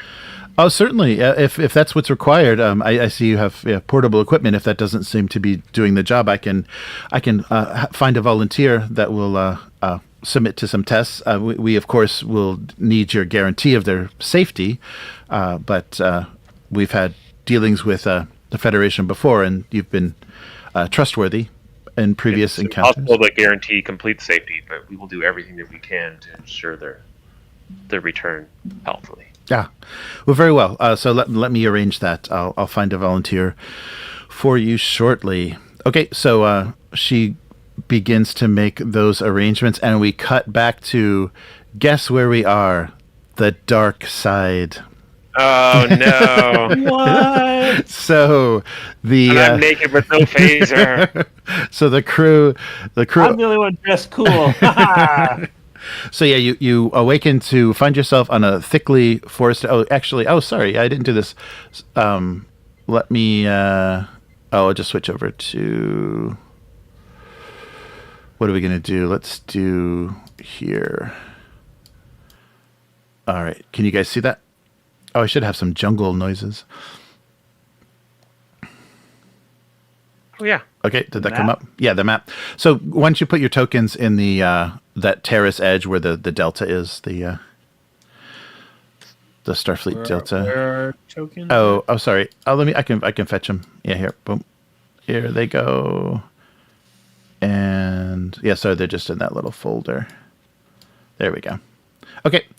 Yeah, so you awaken, find yourself in a thick forest. It appears to be kind of a rainforest environment, very hot and humid, and very forbidding. The night sky above you tells you you are in fact on the dark face. There is a little limited artificial illumination from sources on the underside of the next higher terrace. So you're kind of awakened at the terrace edge there, and so there's some artificial light. But you feel weighed down incredibly. There's doesn't seem to be any artificial gravity active here. So the gravity is more than half again Earth's. So you're dealing with 1.7 G. So that's giving you a little bit. So it's going to make physical activities, any physical roles, physical tasks are going to be one more difficult in this sort of environment. Do we have any of our gear on us, like our communicators and stuff? So yeah, if you had phasers, yeah, everything is still on you. You have communicators and actually, wait a minute. No, you wouldn't. Let me double check what. Let me double check here. If you hid your phasers, you still have those on you, but you don't have communicators. Anything that was obvious was taken off of you, but anything that was hidden, you still have. What if it was under my jacket? If it was hidden, if you hit a communicator, you can you can still have that. No, McAndrews, Mugato, come in. So unfortunately, from the dark side, you're not getting any no reply to your hail. Am I sensing any other sapient sentient things in the immediate area? Yes, and yes, there is a lot of anger and a lot of violent feelings and thoughts you're able to perceive. So within this area, you are sensing that there are others around, but you are seeing no sign of the tram or the tram that you took. So you've been carried and left at this point, and probably taken deeper into this kind of jungle environment. So, does it feel to the rest of you that you were stunned? Is that what we're thinking happened?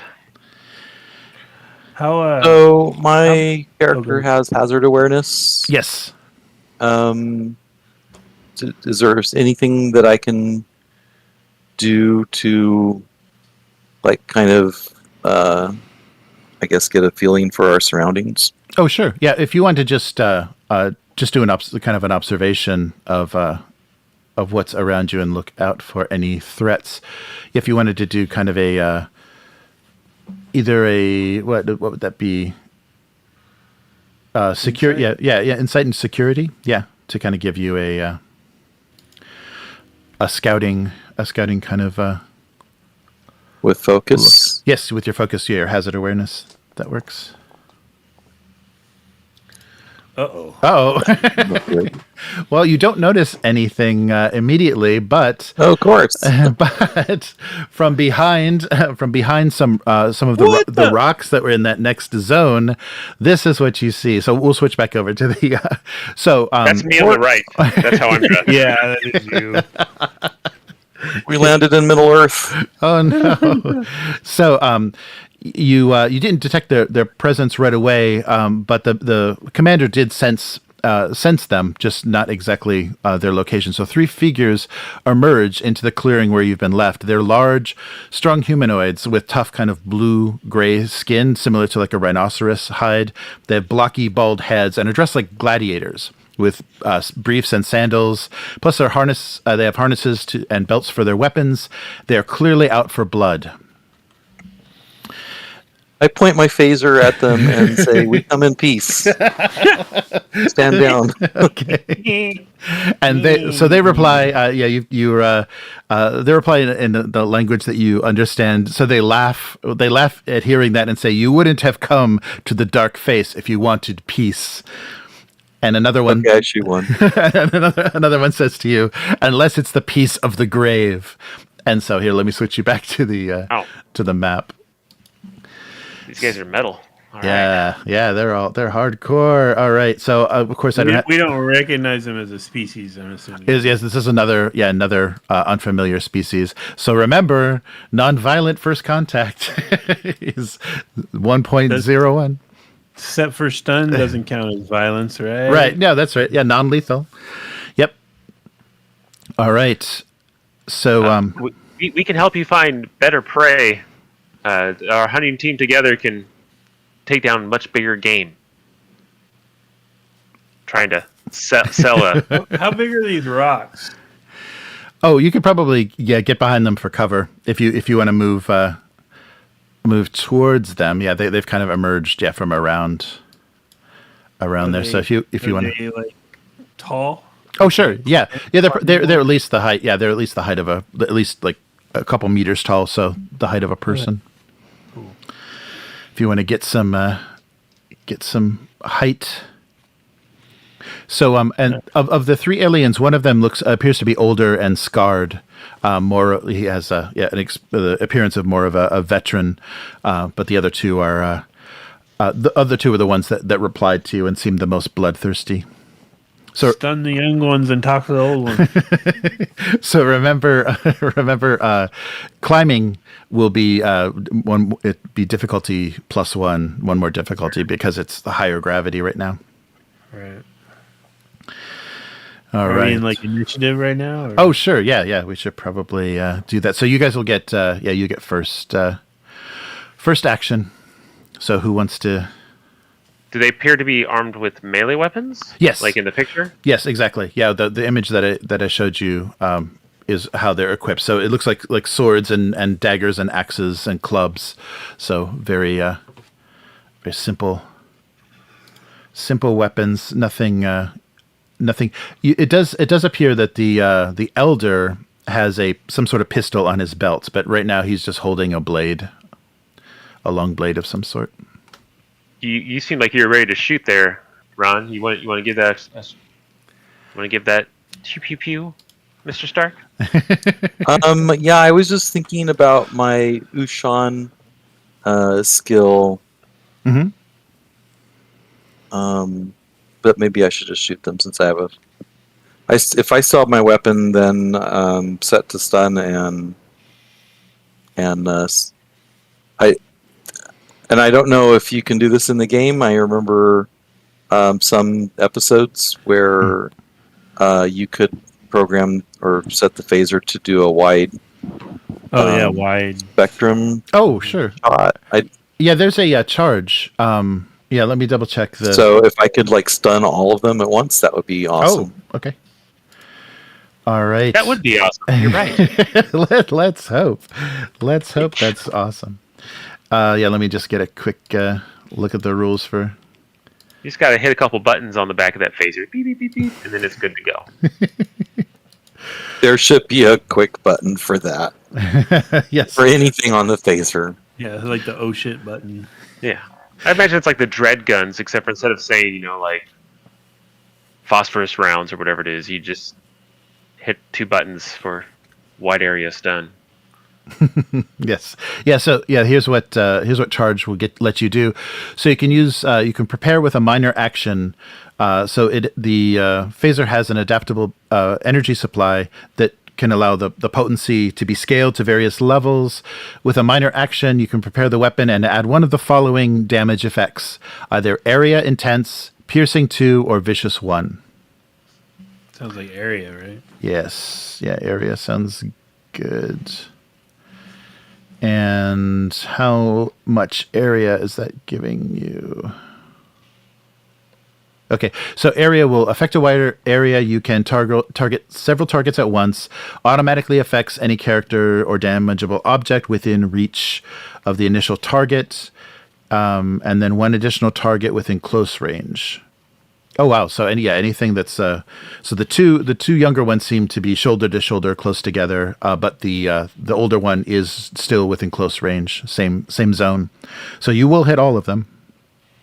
Nice. If one or more complication is rolled in an area attack, you can have an ally affected. Yeah, and possibly an ally will be affected by a misfire. Yes. So you're going to do a non-lethal stun? Yes. Okay. All right. And so go ahead and roll that. Rolling. Yes. So range control and security difficulty 2 to hit them. Use the momentum. And I have use a couple momentum. Combat tactics. Oh, focus. Sure. Yeah, that works. And Matt wants me to use momentum. Mm-hmm. Yeah, go for it. And that gives me an extra dice. Oops. 1 or 3. Yeah, if you spend another 2, you'll get another dice. We're fine with that, I think. Let's to not die to big guys. The extra one there. Oh man!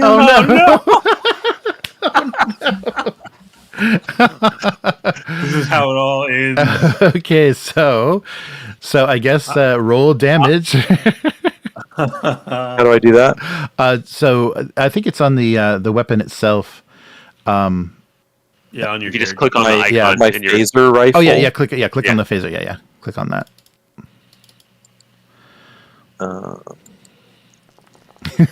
Oh no! What does that mean? So that's 8. Yeah, that's 8 damage. So you'll get. You only needed 5 to get through. Let me double check if they have any armor, if they have any resistance. Yeah, they're not. They don't have any resistance. Yeah, nothing to protect them from from phasers. But we're going to have to. I guess we'll roll a. Or McAndrews. Yes. Yeah. So it's probably me because I was inching towards those rocks. Yeah. So we can roll a d6 and 1, 2, and 3, and then 4, 5, and 6. If you're up for that, I'll be 4, 5, and 6. Okay, I'll roll it. Okay, 4, 5, and 6 for the commander. Oh, yeah. What is that? It is that's 6. An icon, so It's a 6. Oh, okay. Oh, no. So Hands down. because we haven't had a lot of combat, how does stun work when we have it set for stun? What do we do to stun people? So you're doing damage. You're doing the same sort of damage, and it's just you need a breakthrough. So if you do 5 or more damage in a round, that takes them down. That creates an injury, and in the case of stunning, they're unconscious. If you're doing lethal damage, then they'll take some sort of injury that may reduce their stats or whatever. But if it doesn't go over their total stress, then they're still not out. But you take a damage. But if you exceed 5 with a stun, then they go out. So with the 8 damage he did, is that apply to each target? Or I think that's everybody gets that 8 damage. Yes. Oh. Yeah, several targets at once automatically affects. Yes. So the commander's out. Yeah, commander, and all. So you guys are totally alone now. Yeah. So Ensign and the security officer are totally alone, and yeah, you have stunned. You've stunned the commander and the 3 attacking. So how do we do that? Was it shift? Yeah. So we'll turn them everyone upside down. That's stunned. I give myself the unconscious. Nice. Okay. Oh, that's right. I forgot the status effects. Okay. Oh, they'll do that. Drag the commander back by this rock. Okay. Slap him around a little bit. Commander, wake up! All right. Yeah. So let's see. Let me double. So wait, 2 are stunned and 1 is not? Oh, no, sorry, they're all stunned. I just didn't flip him yet. Yeah, there we go. Yeah, I did the status effect too. Okay, yep. They're all down. Nice shot. Maybe it was a little too wide a spread. All right, so yeah, let's see. Well, should we tie these guys up? What are we going to do with them? Yes. Yeah. So you have access to the weapons that they're carrying. So it looks like they have blades, and the elder one has a disruptor pistol. Ooh. All right. I'm disarming all of them. Okay. Bringing them back over here by our unconscious commander. Okay. All right. So it doesn't. Yeah, I'm not sure time wise how long somebody is out from stun. Well, and I think it's a really long time. Yeah. If you get stunned multiple times in a row, that's not good, right? Right. I think you remember people getting stunned multiple times and it causing internal organ damage and whatnot. Yes. Let's see what. Where? Oh, never mind. I found it. Okay. Okay. So. Stun. Wow. Stun effect. Okay, what's the mechanics of the stun effect? That was a huge amount of stun damage. And that counts as real damage, that I'm tracking, stress, right? I also took 8 stress, basically. Oh, sure. Yeah.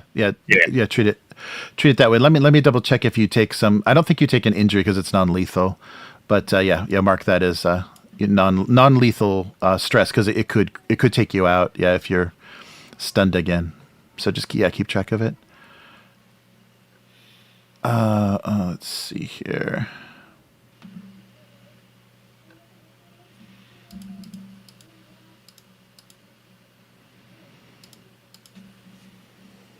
I just wanted to sit down and have a nice drink. All right. So you can see, yeah, you're definitely at the you're definitely at the edge of the terrace, and so it's quite a sheer face, but it looks like there is a there would be if there has to be some sort of transportation or possibly some kind of stairs or something cut into this. From what you noticed in the videos and things of the light side, that all the terraces were made to be traveled either through hiking or some sort of physical activity. Non-lethal.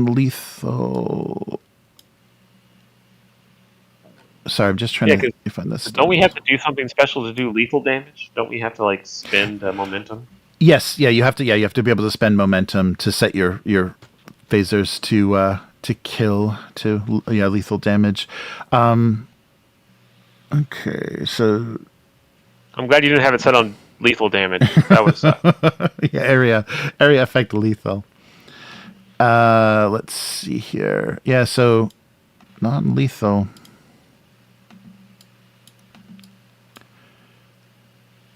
Yeah, I'm not finding it. Yeah, that doesn't specify. But we can just jump forward in time. Are you going to maybe use the belts or something on the aliens to bind them so they wake up? Yes. Okay. All right. Well, yeah, because our uniforms don't really have belts or pockets or anything like that. Right. So, Right. whatever we could find. Vines. Yes. Oh, right. Yes. You are. Yeah. No, all I have is We're in the jungle. Speedos and a low-cut V neck shirt. So there's no Our onesies. Yeah. Our onesies don't need belts. Just compression shirts. All right. Oh, come on. The PDF is slow. Yeah, let me double check the rules. But yeah, I don't think you're not going to take any injury, but you would definitely, if the fighting continued, you'd be out.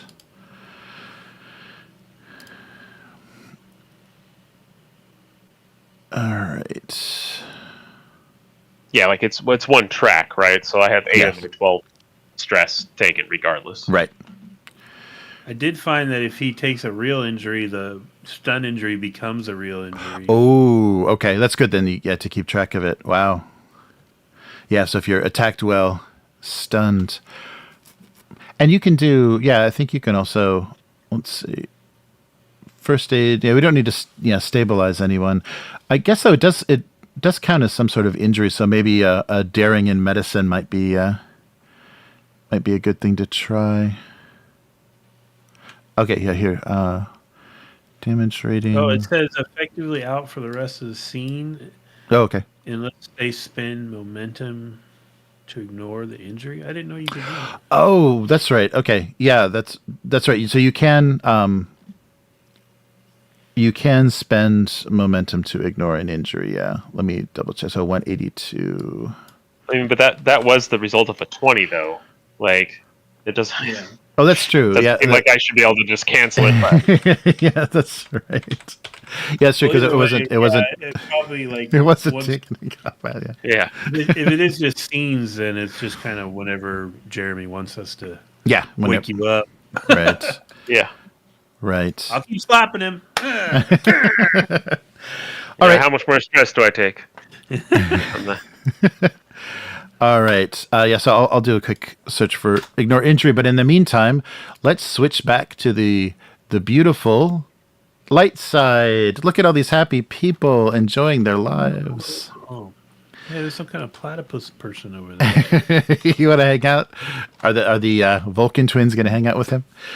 All right. So you were.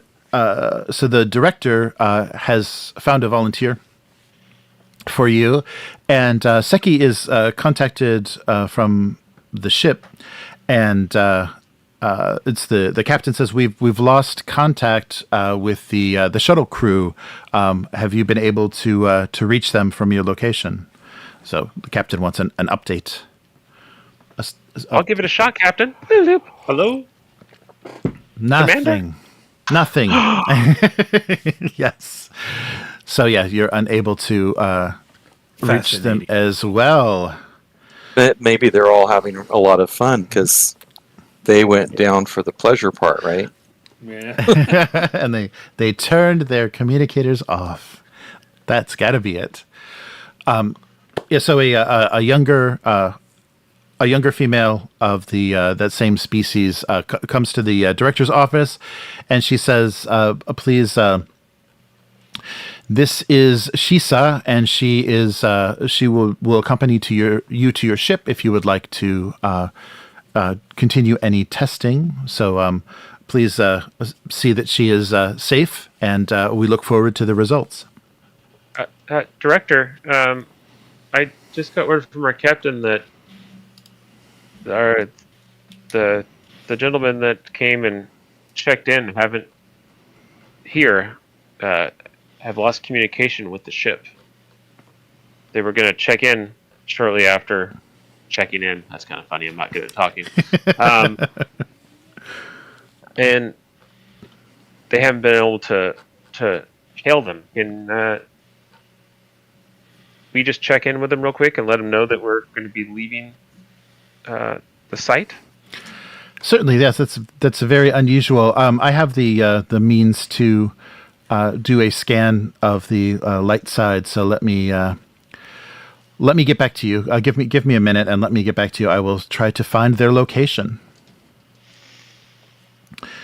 All right. Yeah, the computer provides us with a good location of all of our guests after they've been initially scanned. They're probably just already drunk. And so she's begins to look a little worried as she's continues to search on the console on her desk, and she says, "I'm sorry, I'm not getting any sign of them on the light face. This is very strange. So we have very thorough sensor sweeps. If they are on the light side, we would have them. And let me. I don't think this is a possibility, but let me double check. And I don't have any sign of them in the admissions logs for the dark face, so they weren't sent there either." You lost some of our crew? I'm sorry. No, that's not possible. So I will have to get back to you on this. So this is very strange. This is we've never had this happen before. So let me. And so she calls Hamsor to her office. This funny guy. There he is. Captain, they have lost the commander and the lieutenant and the ensign. I usually just, keep them alive when they go off and do ridiculous things. Do you want to send the security team down over here to facilitate some type of search or something? This is Payjh. Yes, I believe that's probably our best way to proceed. I will assemble a security team and have them transported to your location. So hold tight, and we'll be with you shortly. So yeah, the captain is concerned. They're assembling a security team. So Vishora called in the Hamasor, the original assistant to your crew, and so the I'm not getting any sign of it in the admission logs, but if they're not on the light side, then they must have entered the dark face by choice. When guests arrive, they are scanned. They are scanned by our computer, and if they have desires within them to risk their life, to take a life, they are allowed admittance to the dark face. That's the only explanation. I will do everything that I can to help you. Let me give you. So Subdirector Hamasor will assist you on anything you would like to do to discover the location of the team. I will give you access, of course, to our computer, and anything that any other records or anything that you may need.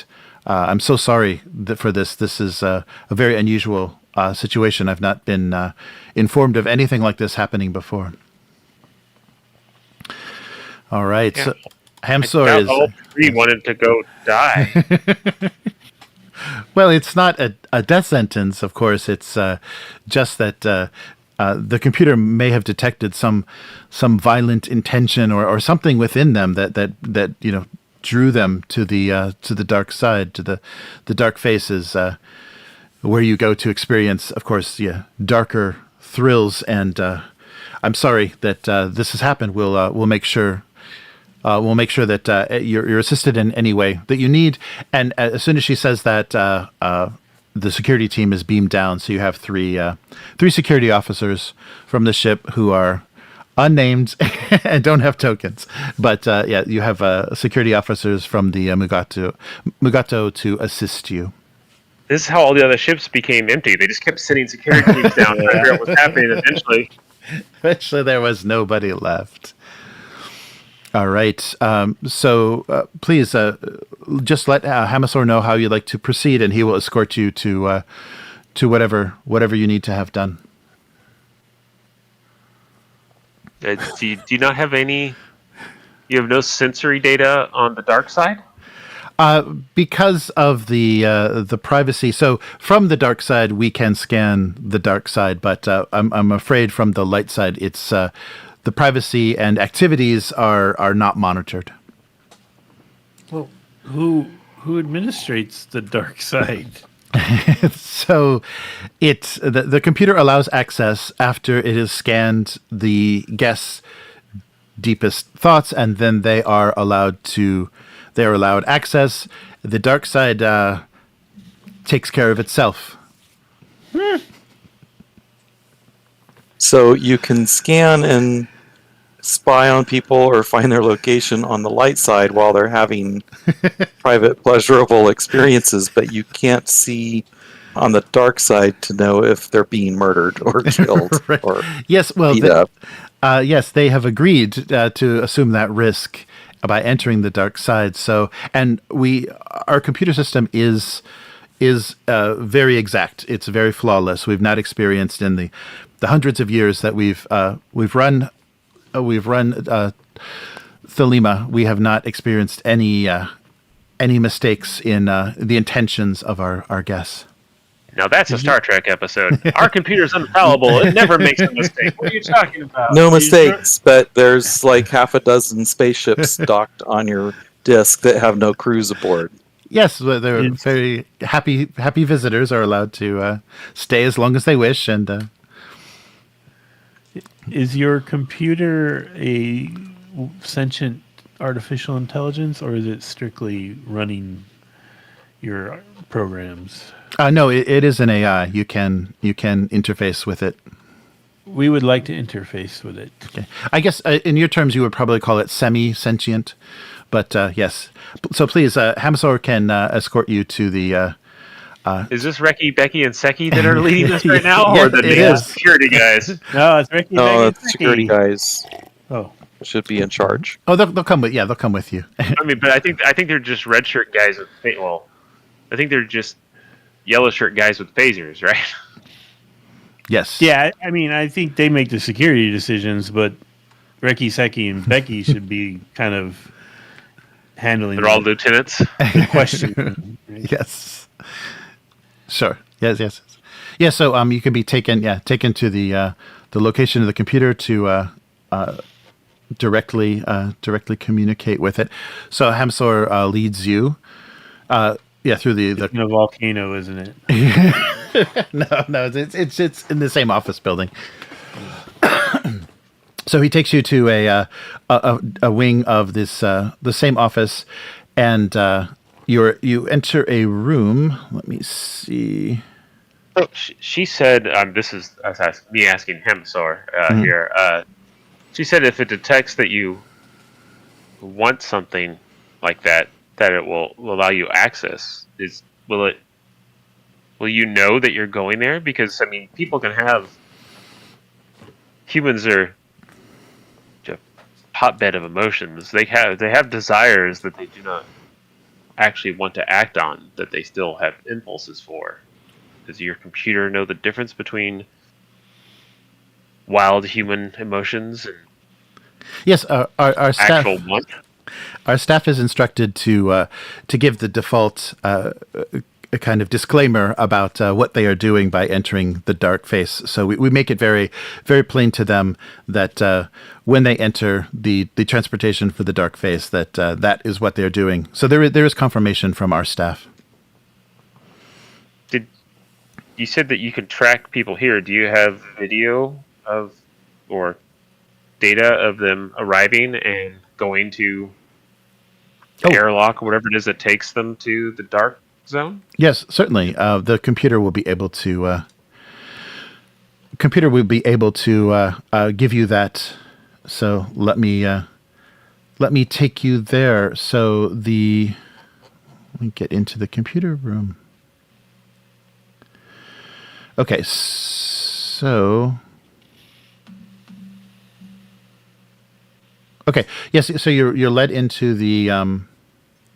Oh wow, yeah. So we're already we're already in the third act. So I'm going to take another momentum away. All right. So yes, if we're talking to the computer, the investigation has begun. All right. So yes. So there is a. So this is the Hamsor leads you into a room. This is the master computer. So on the wall is a convex, vertical oval screen about 6 meters high by 4 meters wide, flanked by a pair of angular white control consoles with trapezoidal view screens. The oval display lights up with yellow and green starburst patterns that pulse as the computer speaks through the grill at its base. So you may ask the computer, the master computer, anything that you wish. It should be able to provide you with all surveillance as well as records of the arrival of your other crew. Computer, can you show me the location of? Well, I guess it doesn't know. Can you show me the last known location, Commander Asadon Ute? Certainly. Retrieving, and the computer you see on the view screens. Flanking it, you see security footage of the shuttle arriving, the crew departing. They're being by Hamsador himself. They're being escorted to the tram. He doesn't get into the tram with them. The door closes and then they are off. There's no other record inside the tram. But you do see that they got into a tram, and it was on the opposite side of the landing area than when they arrived before. Do you have video of them exiting this tram? Unfortunately, I have no video of the dark side or any. We do not allow surveillance of this manner because it is not our programming to ensure the safety of our guests on the dark face. Do you have record of them agreeing to enter the dark side?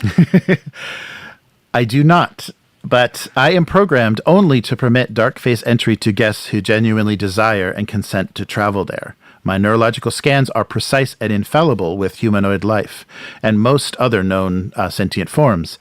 If the guests in question did not desire to enter the dark face, I would not have admitted them. Can they access it through that tram? Yes, that is the tram that will take you to the dark face. Is that exclusively where it takes you? Yes, that is. How Wait a minute. How is agreement obtained? Like, is there a briefing explaining the risks? So telepathically, I assess the desires of the guests, and then staff explains to them, which I'm sure Hamsor would have in this case. As we see, he was present at their departure. Hamsor would have instructed them that they were entering. Hamasaur, he's here with us, isn't Yes, he? he's right there. Yes. Hamasaur, oh man, he looks so grumpy. Hamasaur. Yeah. Oh, yeah. Did You you- still have him? Yeah. Still, here he is again. Yeah. Did you go over with the commander and the others that they were going to the Dark Zone? Yes, they were directed. They were directed. I had instructions that this was the tram that they were to take. And who gave you those instructions? The computer, of course. Man, I wish the commander It's not was here. me, it's him. They were unsure of the nature of this place. It would not have gone to the Dark Zone willingly.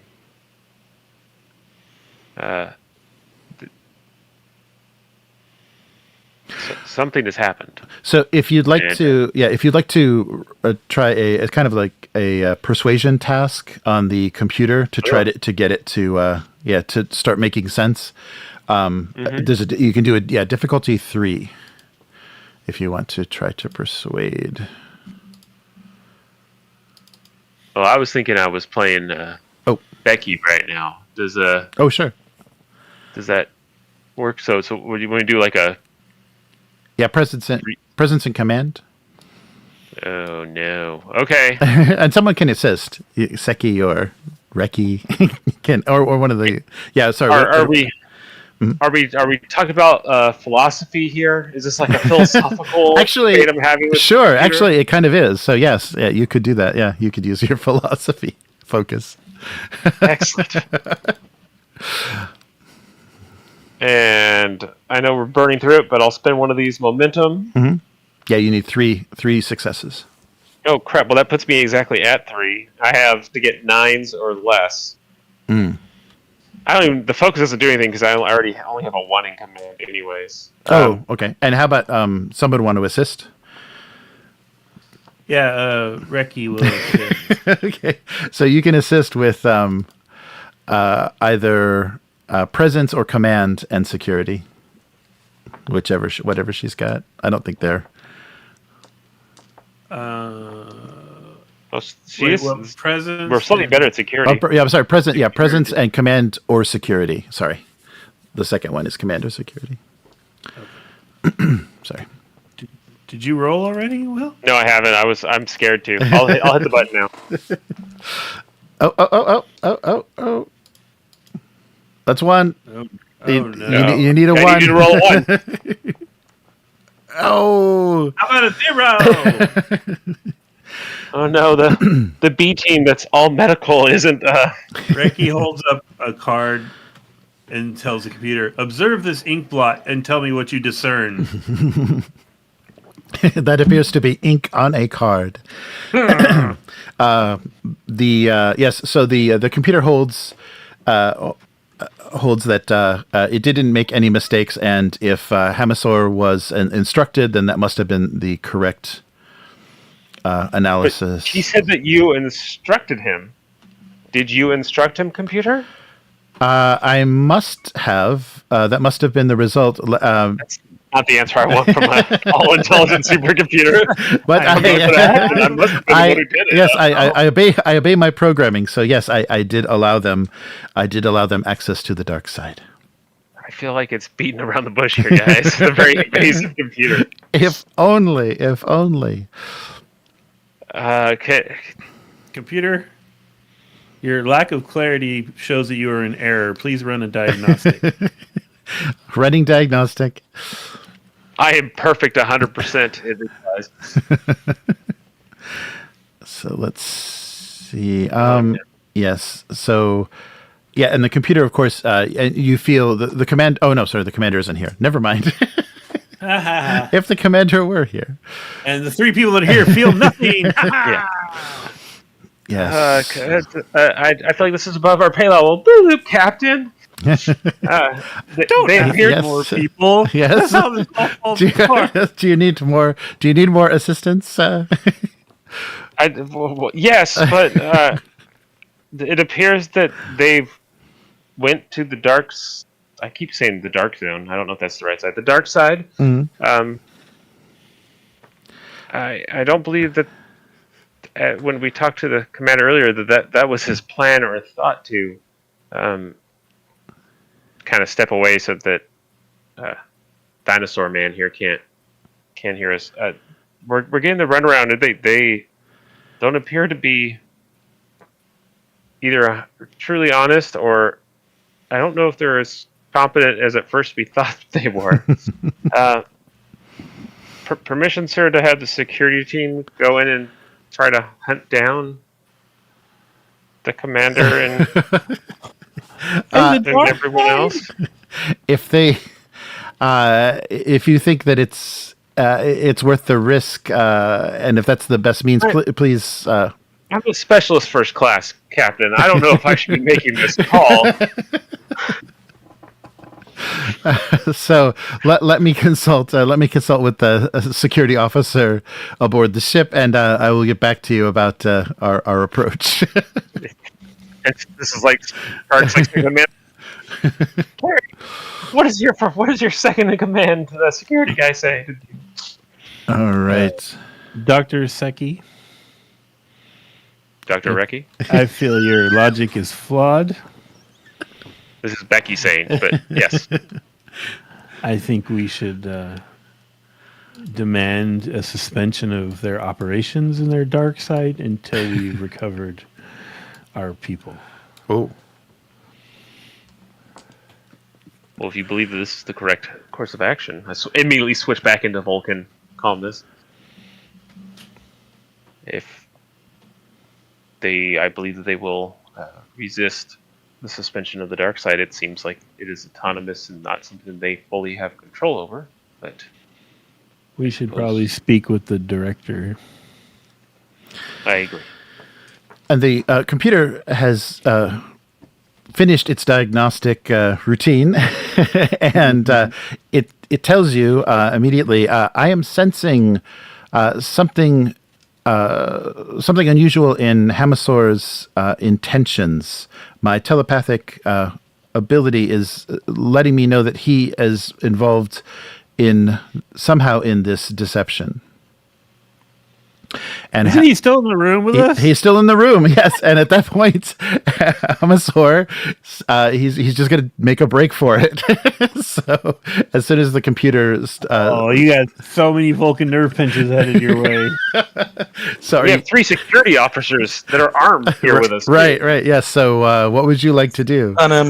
Stun him. Okay. Stun him again. All right. So you can just use... Stark's stats to if you want to roll for one of the security officers. Okay. So yeah, go ahead and roll. So was that control and security before? Yes. Yeah. Control and security difficulty 2.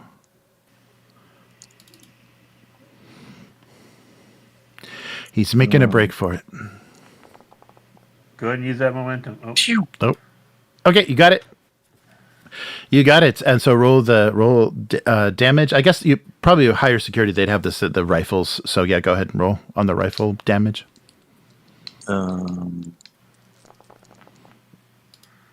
There you go. Oh, He's dead. he's a puddle. He's a puddle of Oh my God. Stunning phaser. Rookies. Wow. Yeah, not quite, but that definitely knocks him out. But yeah, he's got just a few points left on his stress track. Whoa. Yeah, so he collapses. So Hamasor collapses into a heap as he makes his way to the door.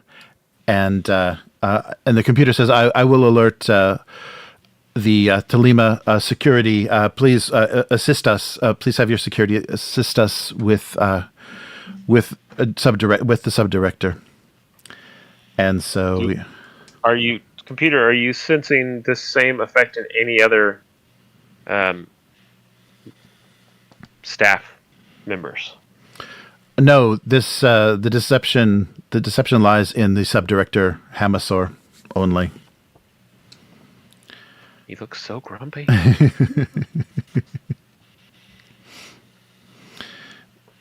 Right. Okay, so the security arrives from Thelema, and they say we have an interrogation room that we can take him to. So please follow us, and if your security would like to accompany us, as well as yourselves as the medical crew, we can interrogate the subdirector and find out what is going on and what his intentions were with your crew. And shortly, the director Visharasa meets you at this room, this detention room for the interrogation. Director, I believe that there's been some nefarious action going on. To be honest, our crew was unsure on the safety of this rest site, and the three that checked in were here to experience your facility and get an authentic view of it. They would not have gone to the Dark Zone willingly because we would not want any of our crew to go there. Is there a way for you to shut it down or extract them, or yes, turn the lights on over there for a while? Unfortunately, we only control access to the dark face. I cannot cease any activity over there. Let's find out what we can from the subdirector and see how far this conspiracy goes, and what agents he is operating with on the other side of Thelema. So let's cut over to that dark face. So back to the jungles. Yeah. So the subdirector is in custody, and now you are. Oh, my organs! I've been stunned so many times. All right. And so the commander's coming out of it, as well as your large alien prisoners. All right. And what happened? How did? Hey, in the meantime, can I have climbed up on this rock? Sure. Yes. I want to just be able to see if there's anything coming at us. Oh yeah, good idea. Okay. Yes. Oh, actually, let's make a roll for that though, just because it's more difficult. Great. Yeah. Too difficulty to get up there. So. Oh no. Let's try it. Daring? Yes, daring works. Yeah, daring and probably what? security. Yeah, security. Yeah, that would probably be the. Okay. Would evasive action or improvisation count? Oh, improvisation. Yeah, sure. You're scouting. Right. You're improvising. You're scouting. Wait, how many successes do I need? 2. Oh no. I'm gonna use a momentum. Okay. I'm scared. Okay.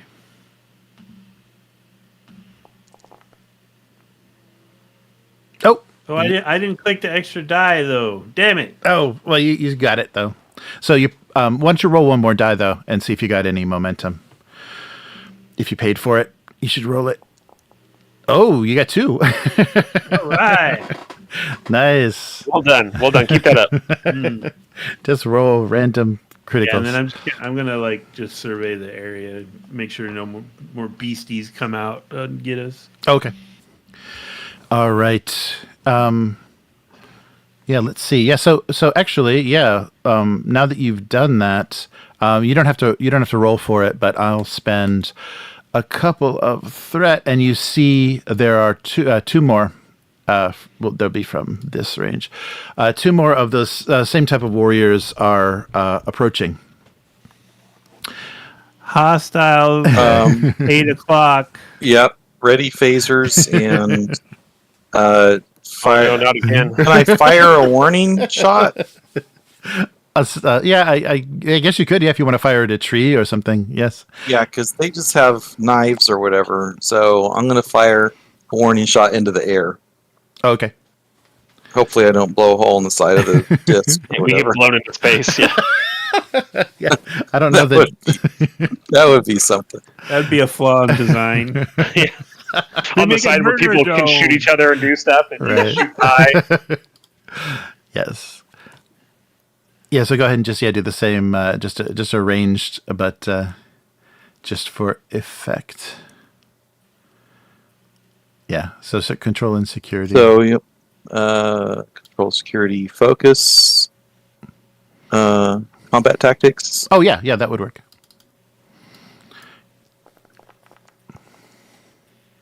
13, 17. Oh yeah. So you needed 2 successes to successfully fire something. So yeah, you fire. To fire into the air. Yeah, you fire into the air. Yeah, we'll just use the because you don't. Well, I guess you didn't. Yeah, you don't hit where you want to hit. So you do fire. They do hear the discharge of the weapon, You killed one. but it doesn't. It doesn't have the effect. Captain again, or the commander again. Well, as they're approaching, we could also point our phasers at the stunned ones Oh, and yes, threaten yes. to shoot Right. them if they don't. Oh man, is that in the Starfleet manual? Nice. All right. Yes. So I do have an interrogation talent also, which supposedly means that I have a knack for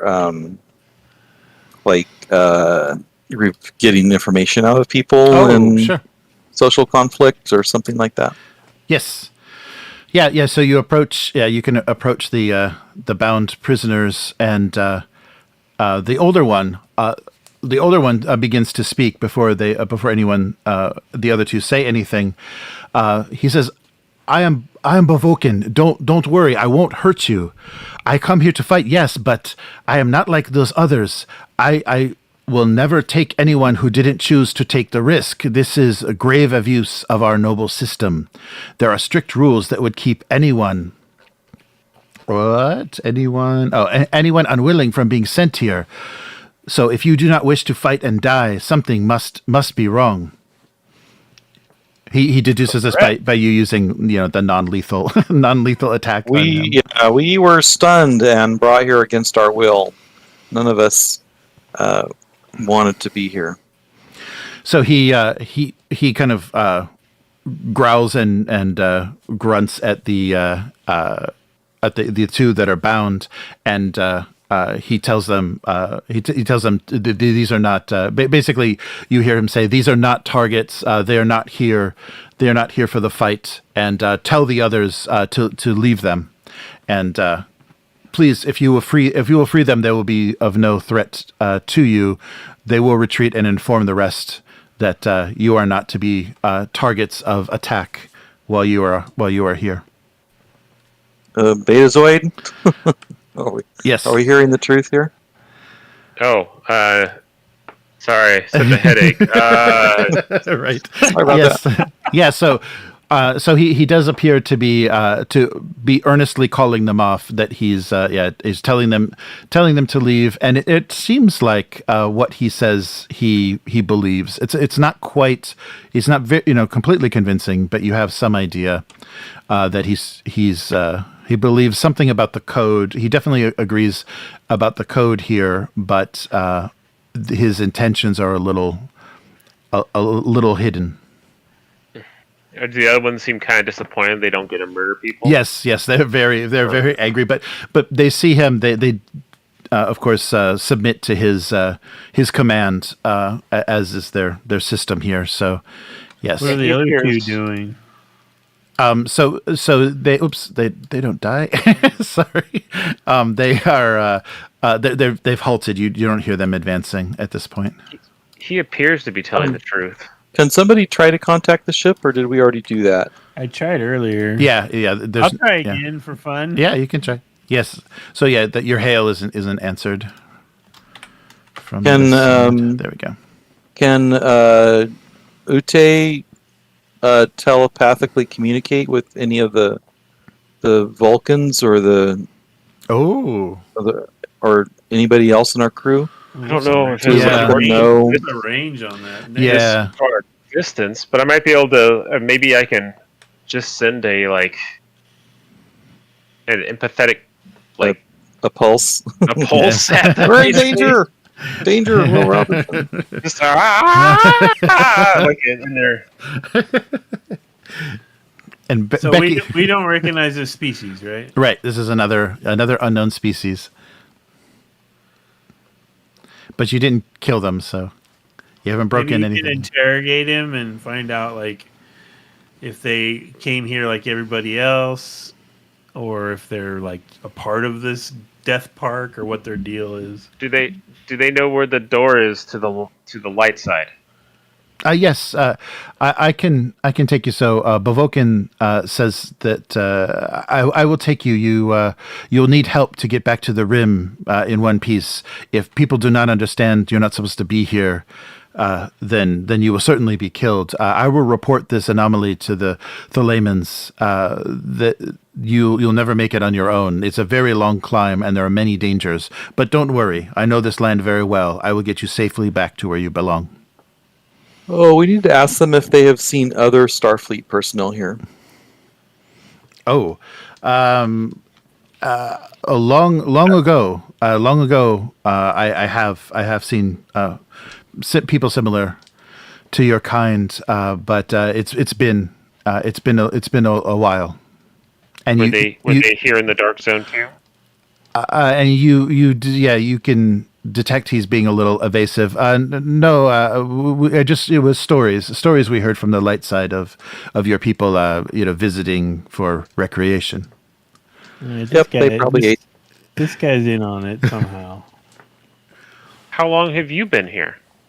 Longer than I can remember, but I've pledged myself to the code here, and this is where I belong. I help to keep people like yourself from being killed by a system that they didn't agree to. What? Why would they need that if this is not? Well, I don't want to poke the bear way, while I have hopefully that they're taking us to the exit. So. It happens very rarely.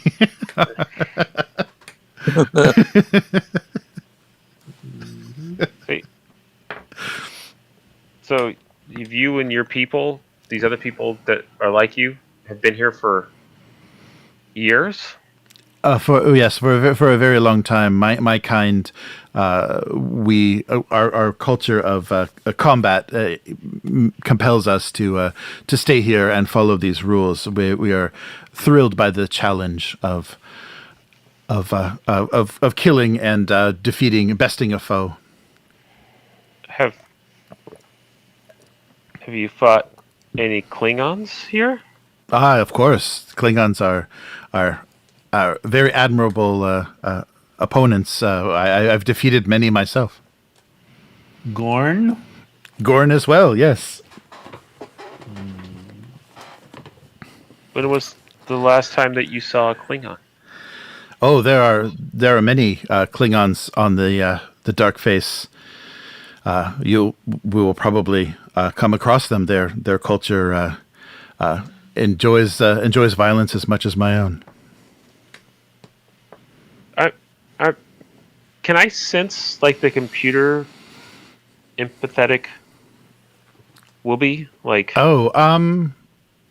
yeah. I mean, not. I guess it wouldn't be particularly strong because that is the density of this disk does really actually like separate the two. And I'm not sure what kind of you can feel maybe the presence throughout the whole disk of this computer, but nothing that you'd be able to get it to attach to or speak with.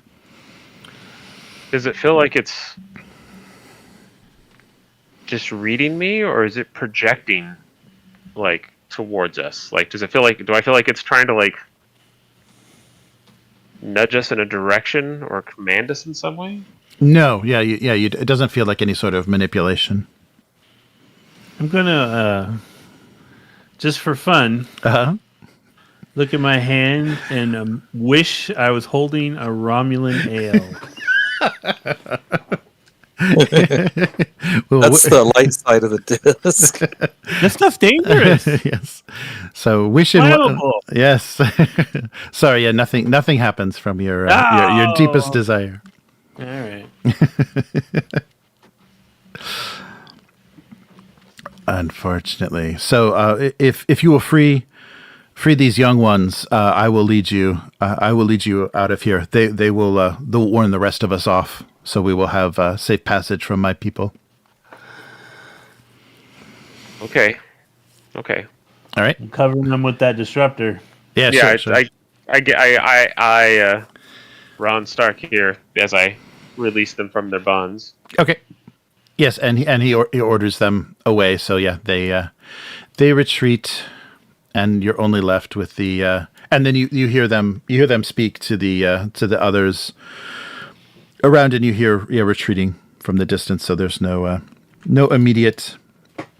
And from your position on the rock, Ensign, you see them retreat into the tree line, and there's no more activity. All right. Well, I'm still covering the old guy. Sure. Yeah, I'll kind of step back and say, hey, Lieutenant Stark, why don't you keep a few steps behind as we go, so if there's an ambush or Good idea. something else. I will do that. Sorry, I'm still recovering from that stun you gave me a minute ago. Oh yeah, sorry about that. It must have been a malfunction in my phaser. It's real easy on those models to press 2 buttons at once, and stuff happens. There was a lot going on. It was easy to confuse things. You kind of look like a giant white monster. Yeah. Sorry, it's just the headache from the stunning I just got twice in a row. Yeah, good thing I set the stun setting correctly, or you could have been vaporized instead. That would have been. There may be. I might not be the only one dealing with court martials at that point. Yes. Your head wouldn't hurt anymore. Well, friendly fire. It's accidental. Yeah, that guy. It happens all the time. All right. Well, we'll continue on. I'll keep asking. Did this guy give us his name? You've told us like 3 times. Oh yeah, Bavokin. Bavokin. Yes. Yeah, he introduced himself as Bavokin, and he's a leader of these people. So yes, let's follow the terrace edge. I know the location of a lift that will take us to the edge of the next terrace and closer to the rim. So did you arrive here on a ship? Yes, my people visited here and became seduced by the dark side when I was young. Seduced by the dark side? Oh no! Things are getting bad. Uh-oh. And you haven't left since then? No, I've agreed. I pledged myself to the running of this experience, the thrill that I found, and also keeping people's intentions clear and correct has given me purpose in life. Maybe you should press him on how you're sensing he's kind of hesitant with his information. It feels like I don't want to let him know I'm prying. That just feels. I mean, I'm being inappropriate. I don't want him to know I'm being inappropriate. Can you read his thoughts without him knowing? Yes, yeah, surface thoughts. Yes, yeah. He's not. He doesn't have any. Yeah, he's not telepathic or anything. I feel like I feel like you're not being entirely forthcoming. Is there something else going on here that I should know about? Well, every time I encounter people such as yourself that have not come here by choice, it makes me nervous that this system is somehow flawed. That there. Oh, it's happened before. Yeah, we need to shut this down. I feel that yes, if people have died here against their will, then my whole purpose here is in question. How many times do you think this has happened? How many times have you ran to people that didn't want to be here? It's not often, but yes, it is possible. I guess yes. Are they always like arrive like we do? Or are they always stunned and forced in here? Yes, that has happened. And you have slight worries about this? I don't know. I don't have a direct influence on the what happens on the light side. Perhaps they've changed their guidelines for for visitors. That's not what they said that their guidelines were. No. Could you leave if you wanted to? Yes, of course. This is. Have you tested that theory? No, not for many years, but. Will you come with us to the light side and talk? Because if you've ran into this multiple times, I didn't think that they were being dishonest before, but they may not realize that what's going on. Yes. They may need to check the computer or... Yes, definitely. I will accompany you to the rim, and from there we can communicate. Have you ever been... Were you born here? Or were you just a child? I was brought here as a youngster, as a youngling. And you've lived over here on... You've been seduced by the dark side since you were a child. Yes. And you've lived over here in an area where at any moment people may kill you? Yes, and I've survived many, many battles. Props. Do you not see that there's maybe a better way to live? One that doesn't involve indulging the dark fantasies, but ones that help you grow and become a better person that can serve others? Not if I want honor among my people. I don't mean... I mean, I appreciate us leading us back to the door, and I don't want to look a gift Bakori in the mouth, but are your people honoring themselves if they abandon their ship and their homes to live here and indulge in violent fantasies? I see it as an honorable practice. We may not agree. Our cultures may not agree, but yes, the Vulcan people are very very based in war and the traditions of war. Is Vulcan their species? Oh yes, or their race? Yeah. They're. I'm sorry. No, no. Vulcan is him. His species. Sorry. Okay. Yeah, his species. You wouldn't know, but he. They are referred to as. Oh, sorry. Yeah, he's not. He is Vulcan. His species is. Oh, Corborode. Yeah, the big rhinoceros guys are Corborode. But I don't think. Oh, you may have some record if they're named here. You may have some record of them, but no way to access that. What's our lifespan? How long has he been here? Oh, so we live quite long. So I've been here for probably several of your lifetimes. Wow, that's a lot of dead visitors. Yes. Wonder how many didn't want to be dead. Right, exactly. Well, come with me if you don't want to be dead. I suggest we make haste and find the let's get the heck out of here. Well, let's take a poll. Do you want to be dead? No. Do you want to be dead? No. So I'm using my hazard awareness focus to keep an eye out, make sure that we don't stray into a dangerous situation. Okay. All right. So, yeah, let's see here. So, yes, so Vulcan leads you to along the edge of this terrace, and you eventually come across this pneumatic incline lift that you would be able to ride all the way up towards the rim. However, it's going to be difficult even to. So you have you have the more difficult gravity, and then you also have the complications of climbing into this this apparatus. So it's going to be an opposed task, and the complication range of the task is going to be 5. So that means that 15 and up, or 16 and up, 16 and up will generate a complication, and yeah. So it's not going to be easy to. But this seems to be the only way, except for trying to climb a sheer face without climbing gear. In high gravity. Yes, in high gravity. In high gravity, yes.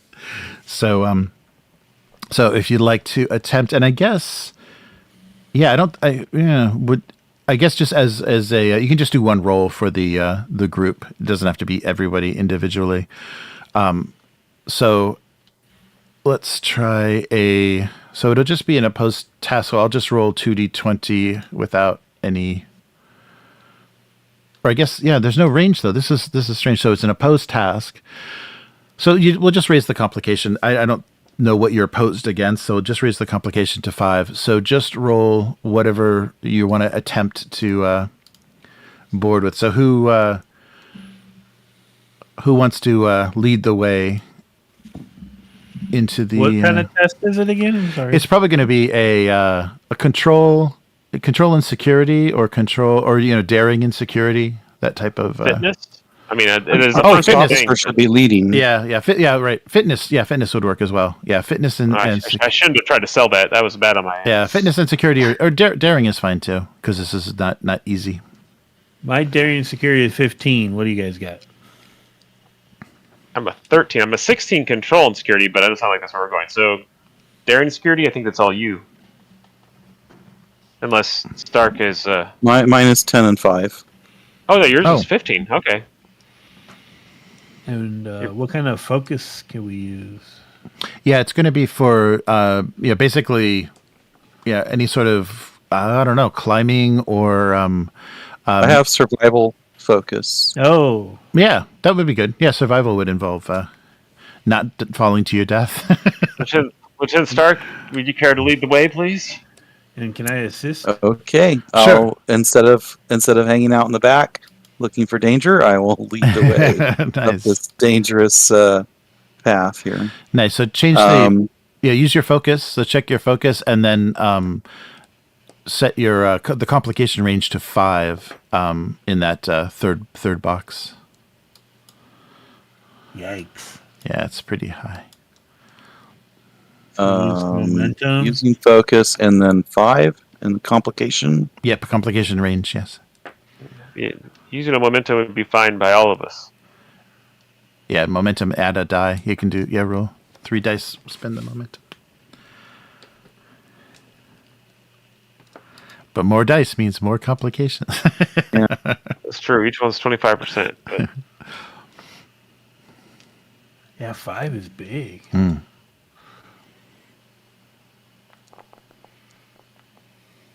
Oh, nice. look at him go. Nice. How's that? That's great. Yep. No complications. So 3 successes. Yeah. So Stark is able to. Lieutenant Stark leads the way. Able to get a hold of the pneumatic lift and helps assist the rest of the group aboard. And very good. So you experience no, and it appears from this incline that you're on level 5. So for whatever that means of the face, so you'll have to do one of those rolls to ascend every level, and the level that you're trying to get to is 10. So you need.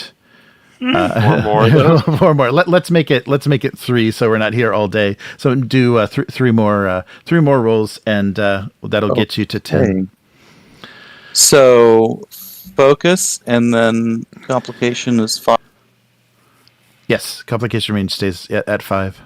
and What's we the- only have 2 momentum. So But You guys we want need me to make him. So yeah, Yeah. Keep going, man. You're good. Yeah, we use it. Are we able to help? Sure. Yeah. You can help. You can roll. I'll help. That Okay. way maybe we'll get a momentum back or something. Good. Yeah, the base difficulty is 2 for this. Oh, nice.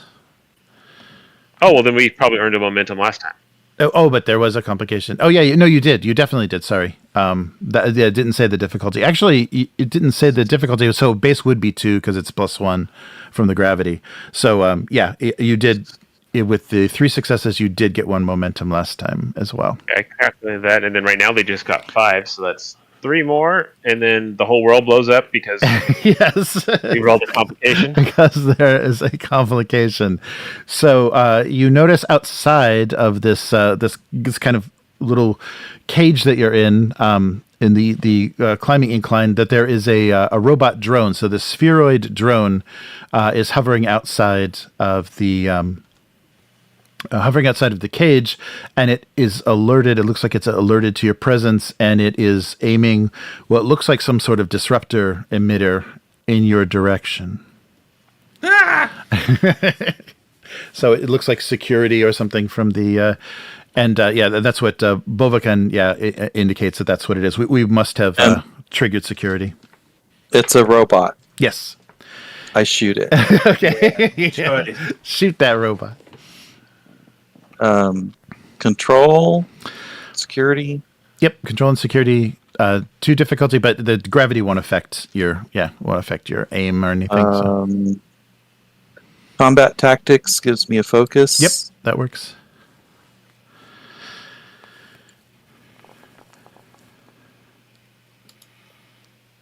Uh-oh, you miss. Yes, you take a shot at the drone itself, but yes, it goes wide.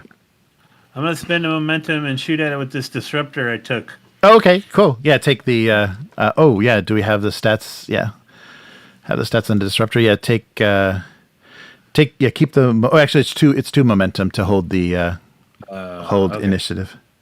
Well, that's bad, because I'm going to spend another one to get an extra die. Oh, okay. You got a lot going on there. I'm assuming... I don't think I have an appropriate focus for this. Oh, wait. This is...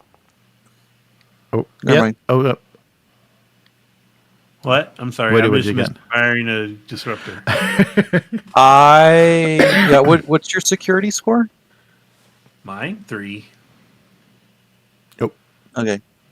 Because I have... I keep forgetting that I have a talent called Collaboration Security. Oh. That whenever someone attempts a task using security, we can spend a momentum and they get to use my score. And one of my focuses. Oh, that would have been good. Yeah, we can back that up. Or how? No complication. If you didn't roll any, but that was okay, right? Yeah, that roll was all right. It's a miss, though. Yeah, it was another miss. You need two successes to hit.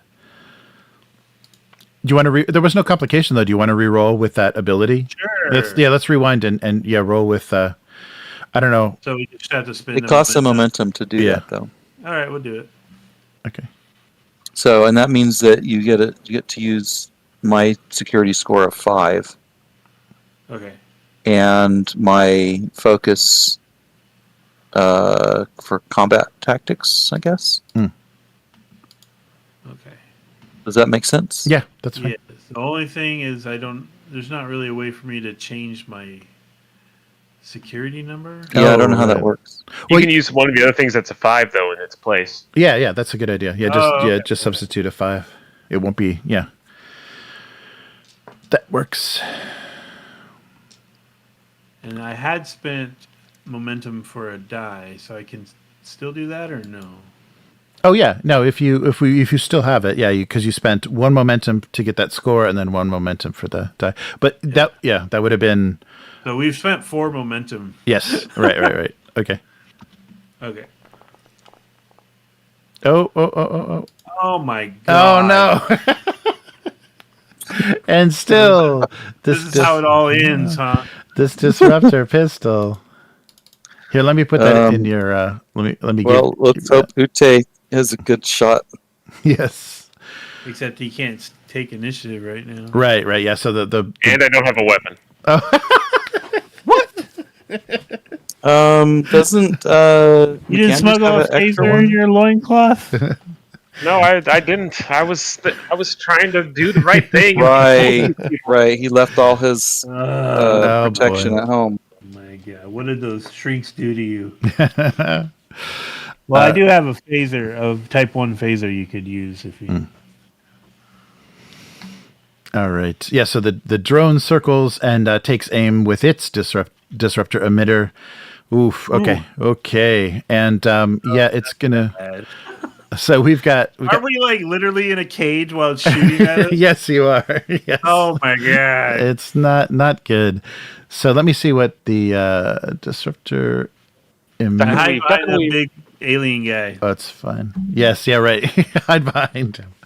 All right. He's so- also like our only guide, so if he dies, I mean, might be tough getting out of here too. But That's true. It seems like we just go up. All right, so I'm not going to roll on a sheet. I don't have a sheet for this guy, but let me just roll these. So let's see. Oh, Oh, I didn't think it was going to hit at all. no, Yeah, so it was trying to get a 10, so it got two who do you shoot? successes. Yes. Who do you shoot? Oh, so let's figure that out. Let's just do D4. So who wants to do? I'll just put you guys in order here. How's that? 1, 2, 3, 4. Does that Perfect. work? Okay. As long as you don't roll a 1. 3, 3. 4. Oh, security. Oh no. Oh no! All right. So the it's 5 damage plus vicious. So vicious will do damage. Let's see. So Is that something like the symbols trigger or something? yeah, the symbol. Yeah, symbols are triggered. Oh yeah, that's right. So that's 5 and 6 of the symbols. I'll just roll 5d6 and we'll interpret. Oh no, they still roll the Star Trek ones. Oh no, 2 symbols. Oh no! Yikes. Oh man. So that was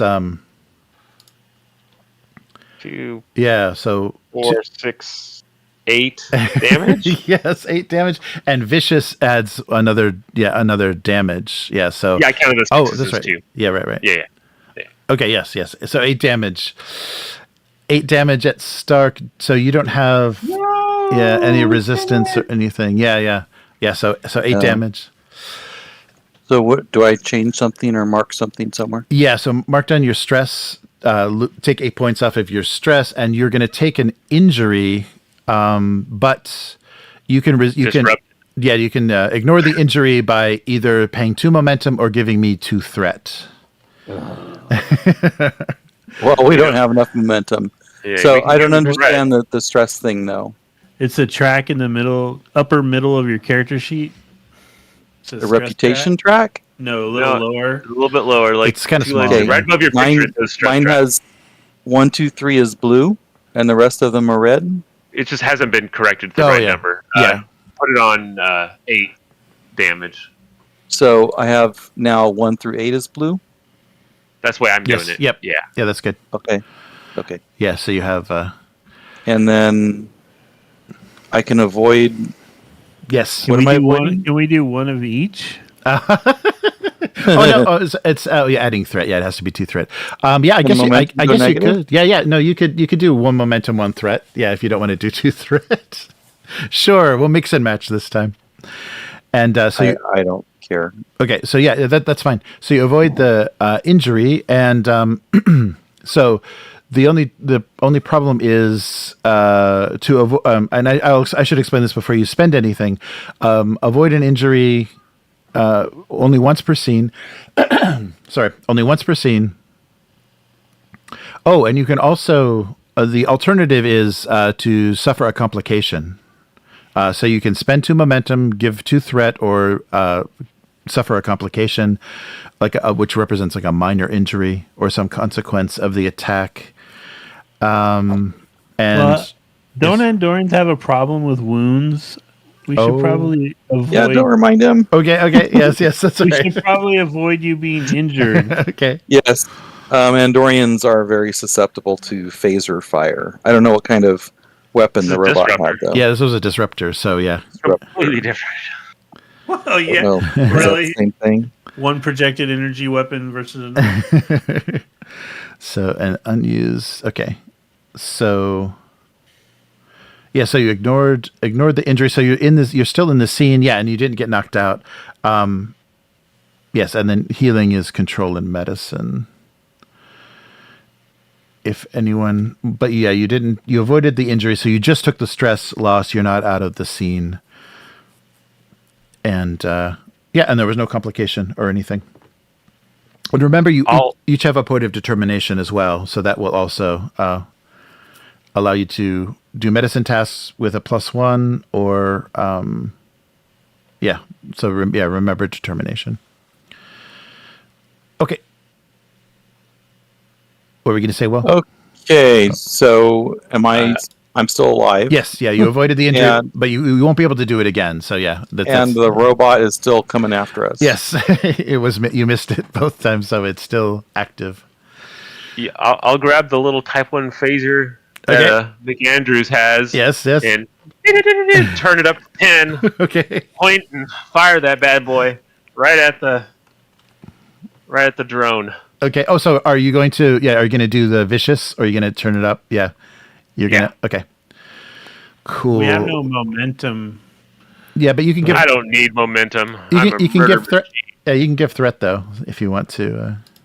We're already under enough threat. It's fine. Okay. I'll be good to go. What is this? Control plus security? Yes. And I need 2 successes in order to hit him. Yes. 2 successes default. Let's see. Can I get by with saying that I'm being calm under fire and I'm using composure? Sure. Yeah, being shot at in a cage would require that, I would think. Yeah.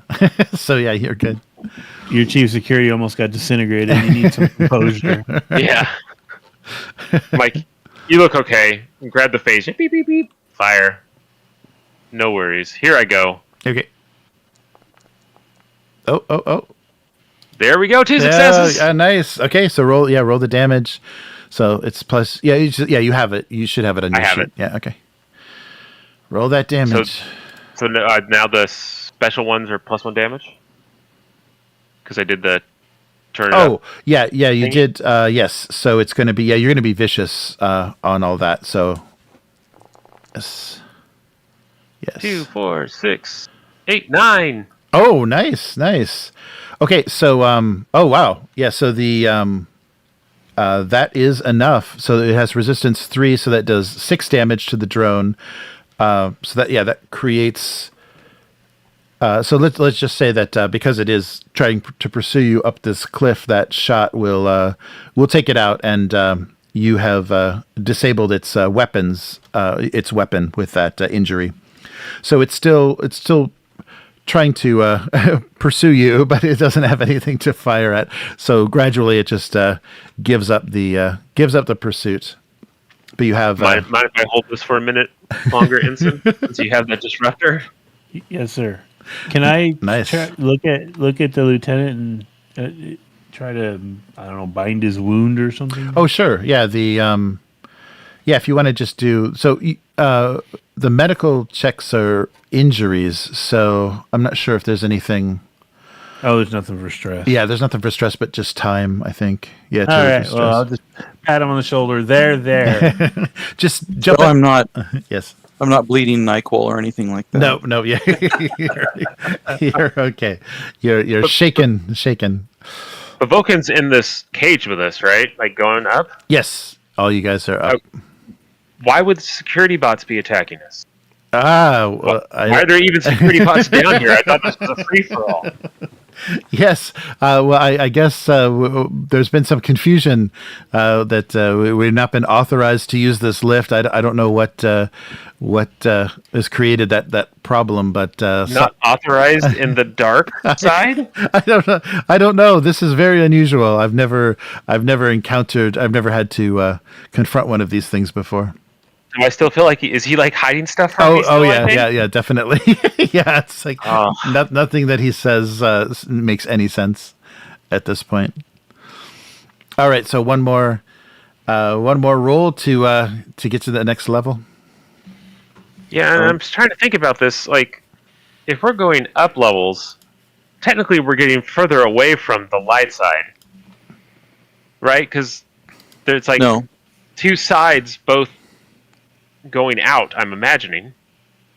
Right. Yeah, so yes. It's like if you climb a tall mountain in like China, you're going further away from New York. But we're going to the surface to shuttle over, aren't we? Like to tram over or something? Yeah, you're trying to get to the so it's just moving. I guess you're going up as well. Yeah, so you're going up and out. So yeah, you are going up and you're going to the location of what they're calling the rim. So that's the place where they can have access. Okay. Yeah, have access to it the checks out of my mind. It doesn't like what William is thinking right now, that he's like leading us to some other random thing further away. Okay, we're good. Now I'm paranoid. Right. All right. So who wants to make another roll with that high complication range? What was the stats we were using for that? Oh yeah, what did we use that last time? It was the climb. Yes, it was control and security. I think it was control and security. Yeah, control. And then, yeah, that works. Control and security is good. I'll help again. Okay. And if we had momentum, then somebody could use my security score. I think it was something else because my control and security is 16, and I was not good at it. Oh, okay. So I think it was. Well, mine is 15. We were using mine to climb because you guys put me in the lead because I had 10 and 5. Oh, I think control it and was security. Control or daring. Oh, I think it was. It may have been daring because I see some daring rolls here, and you have 2 successes. Yeah, so daring and security. Yeah. Okay, that's 10 for mine also. Oh. Okay. Yeah, you're still the best then. Yes, most definitely. Well, daring security, mine's a 15. Okay. Yeah, me too. Okay. So who wants to roll? Either of you. Let's not have the guy that just got shot and almost died try it this time. Right.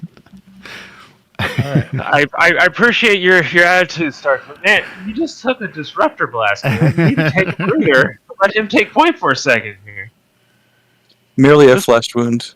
This is what ensigns are for. All right. I'm going to go ahead and invoke, if you want something done right, do it yourself. Spend my determination. There you go. And do you think improvisation would work too in this situation? Oh, sure. Yeah. This is a machine. Let's do this. Oh, yay. Nice. Okay, yeah. You only needed 2, so you're good. Get some momentum. Yes. Yeah. Do that momentum. All right, yeah.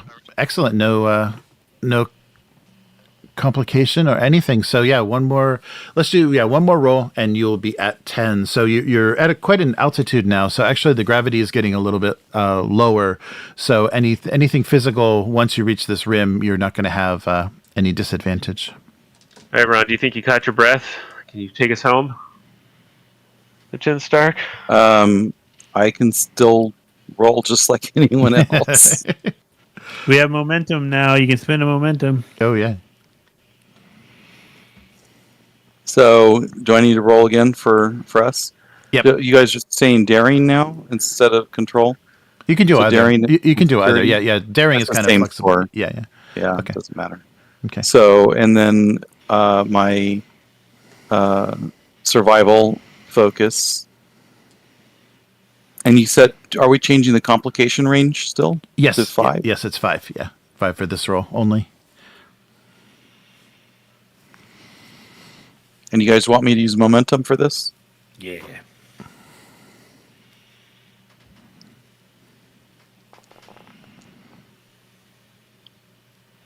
Oh, okay. You did it, but there was a complication. All right. All right. So let's make the complication work like this. So I have a stroke. you have a stroke. Yes. Oh yeah. This is going to be. You're having PTSD. Yeah. Oh, this is much bigger than I thought. Okay. So here is the the lift brings you to what Bavokin is called the rim, and as the little cage that you're on kind of reaches the lip of this, you've kept him bound this whole time, and he just frees himself. He just instantly breaks his bindings like he could have done the whole time, and he grabs the three of you with a pretty tremendous strength and just kind of shoves you out of the cage through a gate that is lifting at the top of the rim, and this is where you not two of anybody, and this is where you find yourself. Yeah, are you all there? Oh, sorry. No. We don't like all 5 I levels can down. see it on YouTube. I don't like what I see. Oh no. So, oh no, Terrace. Okay, wait, sorry. Yep, there it is. Boom. Okay.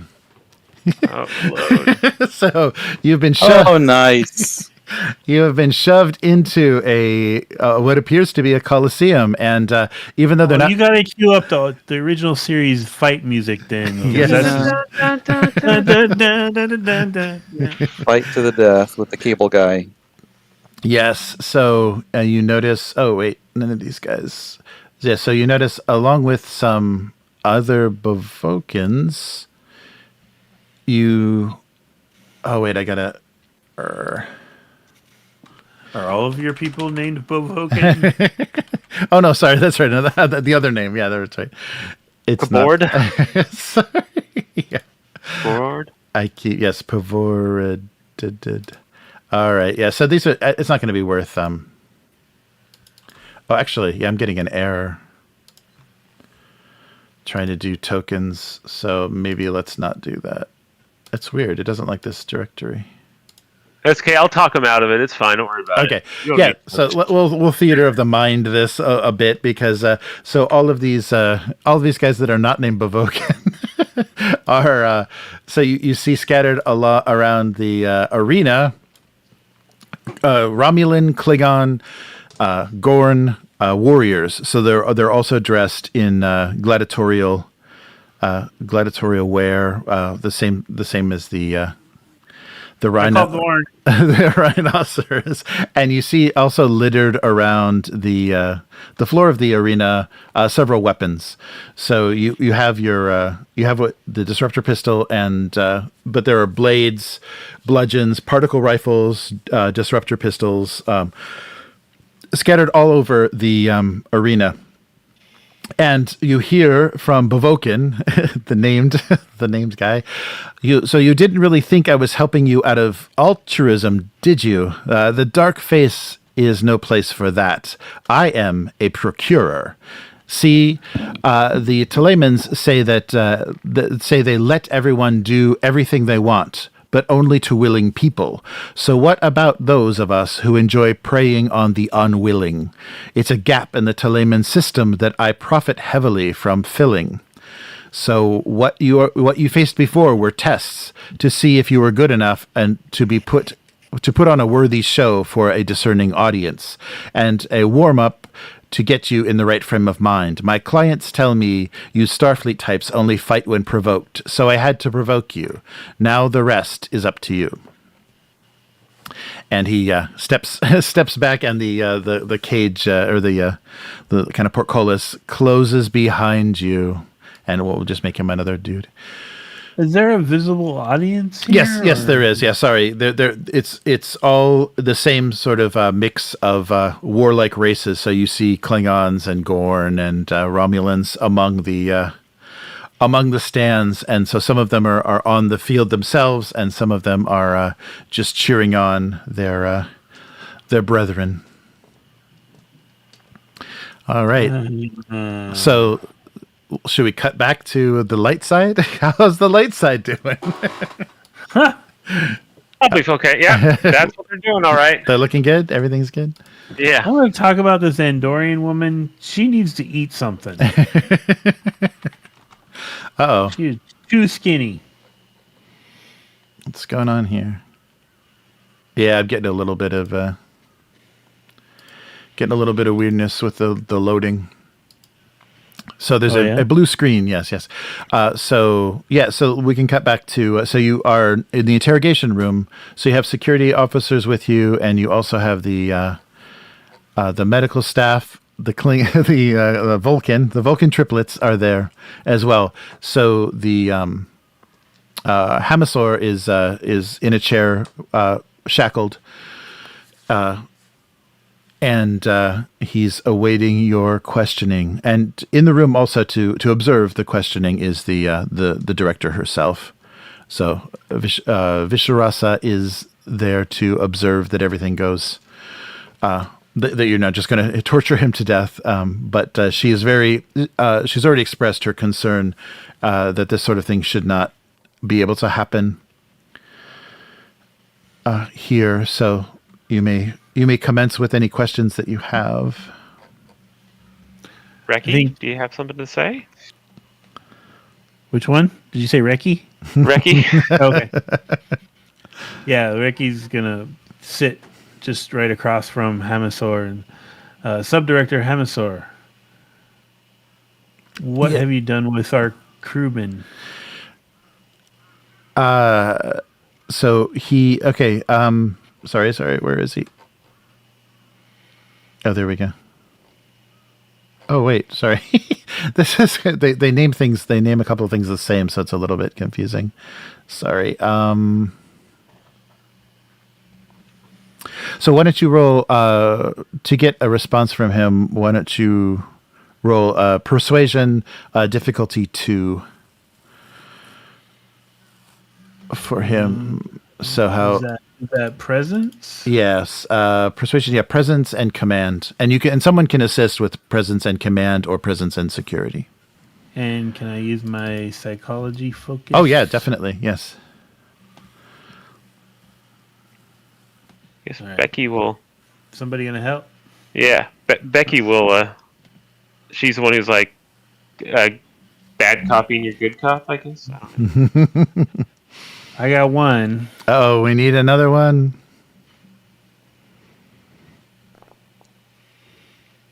Yep.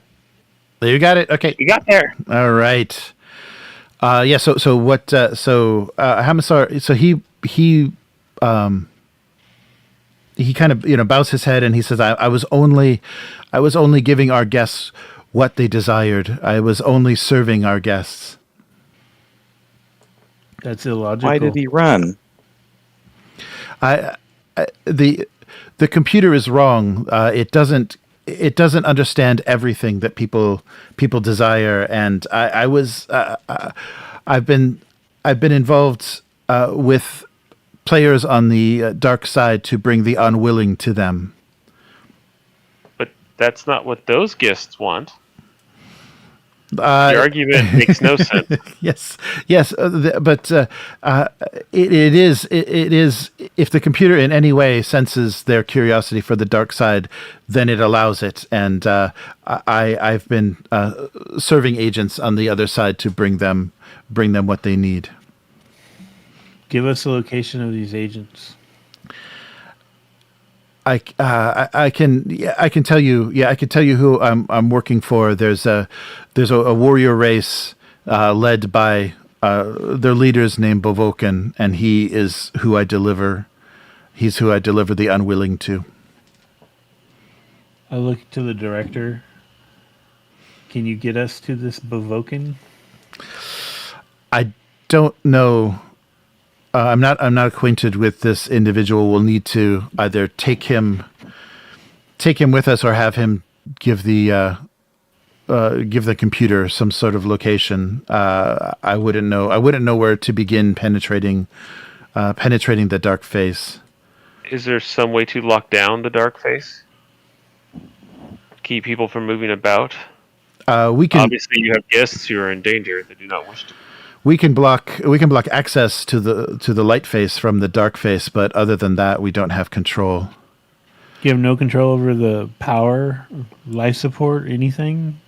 That's run separately. We could sabotage it, but we don't have any direct control. We're two separate colonies, two separate worlds. We still have the security guys here, right? Mm-hmm. Yes. Yep. We have 3 security guys and then the triplets. Mm-hmm. Yes. I don't know who I can speak through, but shouldn't we demand that they release everybody that's being held captive against their will to go back to their ships. Yes. So yeah. So And if we needed to, we could assemble security teams from the Mugato to go down and enforce that, right? yes. If you're willing to assist us in freeing of these unwilling guests, I'll do everything. This is the director, Visharasa, talking, not the. He's kind of just stopped talking. The captive. I can give you everything you need. I can provide you with information that will allow you to bypass the dome. As far as your on the dark side, your transporters and weapons and everything will be able to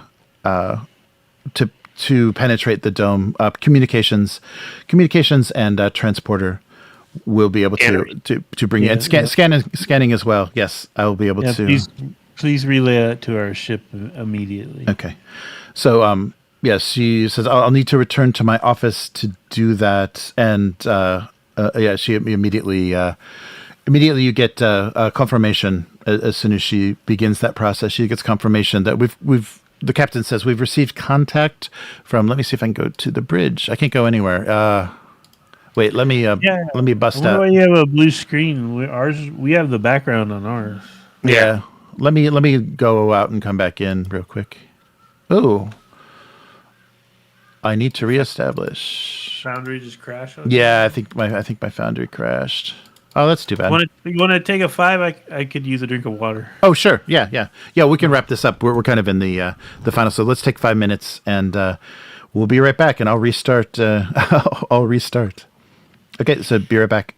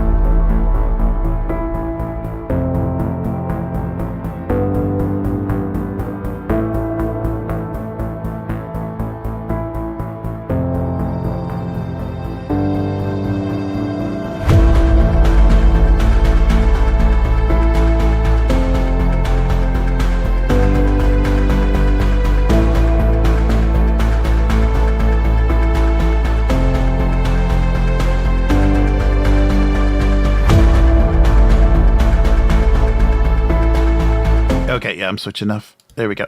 Okay, you got everywhere. We are back. All right, so this is the bridge, and they've received the information, allowing them to both scan and transport, use transporters through the dark side dome. So let's cut back real quick to. Oh yeah, so first, actually, it's going to be it'll be a difficult task though. So let's have someone on the ship do that task. So a control and engineering task, difficulty 4. Oh, that sounds like the Templeton task if I've ever heard of it. Ron. So someone's going to get Ron to.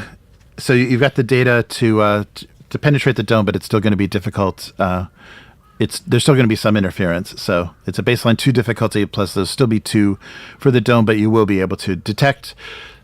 So you've locked on to. So luckily the Ensign smuggled in a communicator, and so he still has his communicator. So you've located his location, and you just need to successfully. Oh, and you can also be assisted by sensors and engineering, so someone can roll for the ship as well. I'll roll for the ship. Okay. So control and engineering. Who wants to roll for Templeton? I have it open. I'll give it a roll. All right. And I don't think astrophysics. Oh, radiation. That never comes into play. Here we go.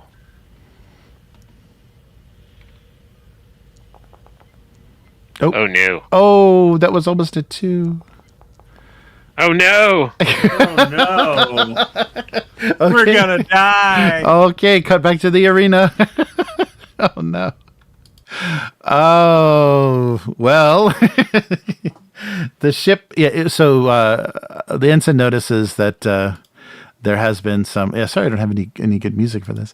Has noticed that there is a. Let's try. What's this? They don't have the Star Trek fighting music. Oh, they might. Yeah.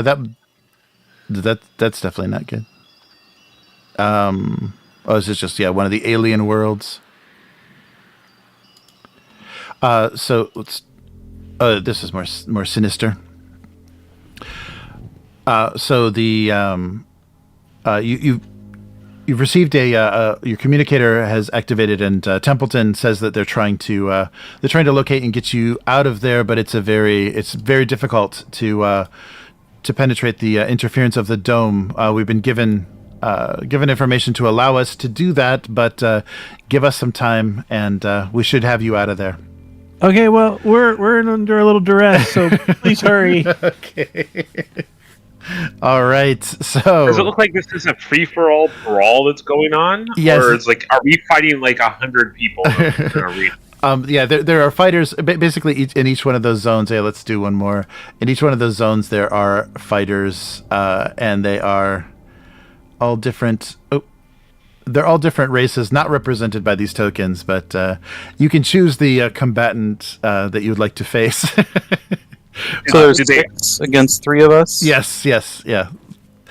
Are they all against us, or is it a free for all? It's kind of a free for all. So some of them would be engaged, but the nearest ones will probably be coming after you. So yeah, they're not gonna. Not everyone is gonna converge on you at the same time. But you do hear some screaming from the stands for Starfleet blood. So there are people that feel they have been wronged by Starfleet and want to see their officers perish. Which one's the Gorn? Oh, we'll call. Oh wait, I can color these guys, right? Yeah, so we'll call this guy will be Gorn Green.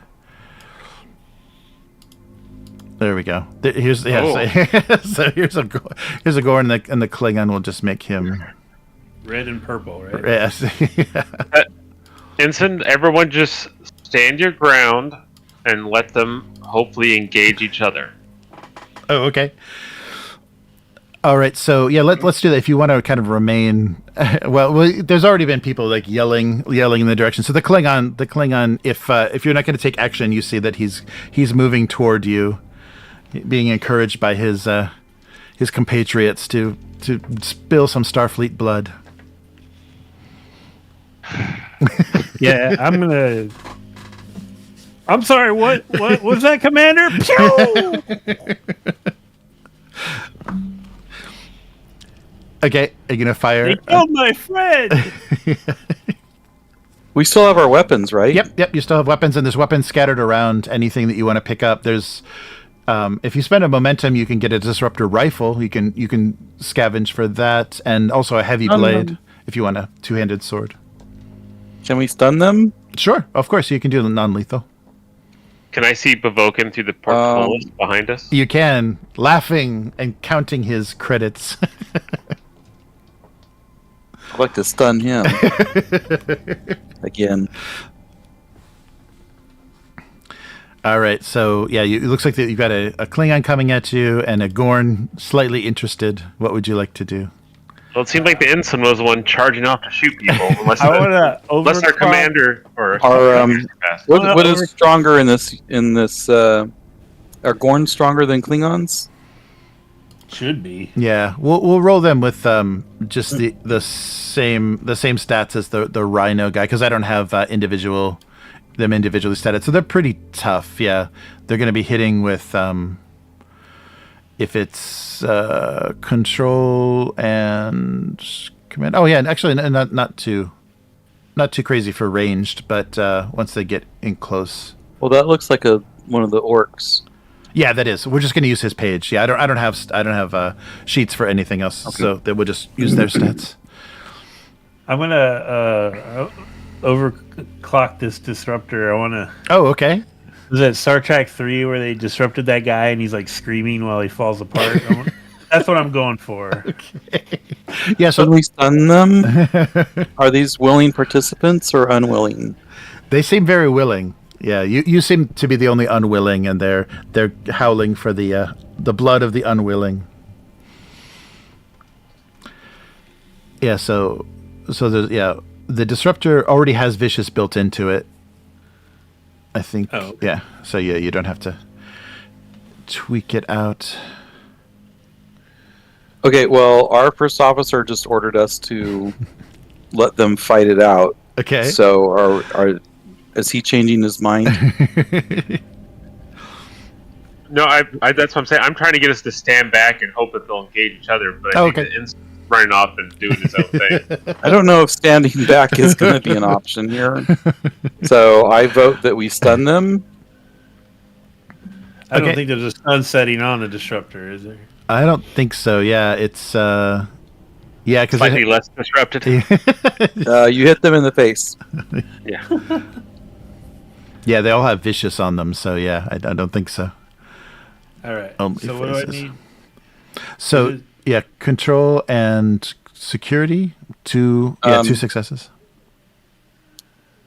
For ranged, yeah. If you're gonna shoot, if you're gonna shoot Adam with the disruptor pistol, and it's you've got I drug it onto your character sheet, so you got the damage and everything for the Ensign. So, Ensign, do you want my phaser? Why?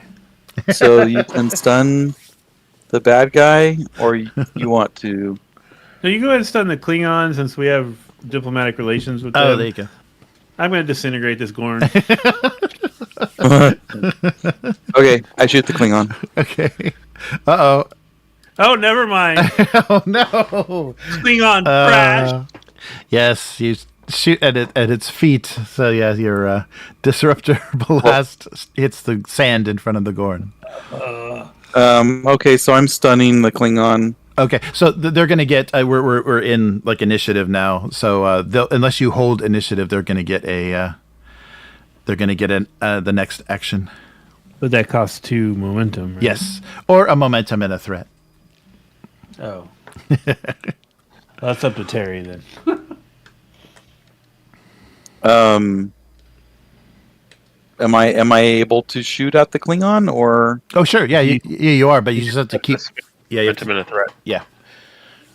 Sorry, I'm not understanding. I have to spend something to shoot? Yes, yeah, because we can't go one after another. They get a turn unless we spend momentum to keep the initiative. Okay, well they don't have guns, so they're either coming at us with handheld weapons. Yes. And I'm fine with that too. I have my Ushan skill, which is hand-to-hand combat, and I have like an ice pick somewhere in one of my pockets. All right. So do you want to though spend the thing so you can attack right now, or do you want to let them run in and swing at us? I'd rather save the momentum for something else. Okay. I thought I could just easily stun somebody, but if Okay. It's my fault. The thing is, right now, if they run in and punch us, don't forget we're both messed up because they shot us earlier. So they might knock us out if they run in and hit us. If you're trying to be aggressive, that's all I'm saying. I'm just happy to kill somebody with my icicle, if that's okay. All right. Okay. Do you want to act next then?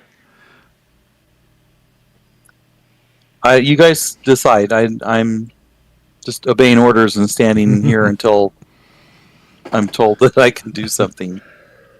Well, I already made a terrible shot, so I'm good. Okay. Yeah, you just pissed the Gorn off. Yeah. All right. I know it was a pretty bad roll. He may not have even noticed. Oh, he noticed. All right. So, yeah, if you guys aren't going to hold the initiative, then I'll go and I'll spend not plus minus. I'll spend its escalation. I'll spend the one threat to give the so the Gorn is carrying a heavy blade. So he's got a big two-handed blade that he's heaving, and he's going to move into close combat and take a swing at that guy that was shooting at him. So let's. Is that McAndrews? Yes. Yes. So let's see what his. Scale freak. Oh, I lost on my reference here. Is there any dodging or anything in this game? Yeah, let me see. I think you can. Well, it doesn't have that same economy. Wait a minute. Melee's daring and security. Yeah, let me see. Let me see if he hits at all. So daring and security, and the blade has vicious. That's it. Okay. So here comes his. Yeah, here comes his attack. Did that roll? Oh, there it is. No focus. Oh, okay. One success. So that's all he needed for a success for a melee. But no, that's right. But melee has. That's right. Sorry, melee has a little bit different rules. Let me refresh my memory here. So you're able to. So we're at close range. And you are able to do some things. Yeah, we've just been shooting at each other for so long. I've completely forgotten. So melee, I think you either get to hit back or try to dodge. Oh no, that's right, because melee is a contested roll. Let me double check. Yeah, I think it's always contested. Oh, sorry, there it is, right there. Okay, so.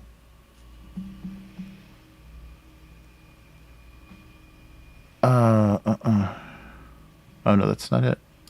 Where's that combat?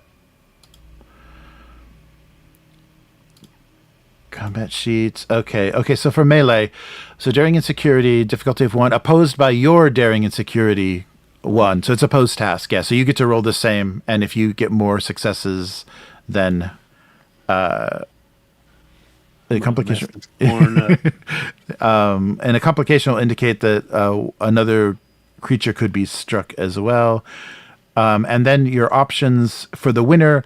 So if you win, so if he doesn't, he hit, but you can still beat that. If you get more than one success, you can disengage, grapple, shove, or strike. Can I use my evasive action focus? Oh, sure. Cool. Yes.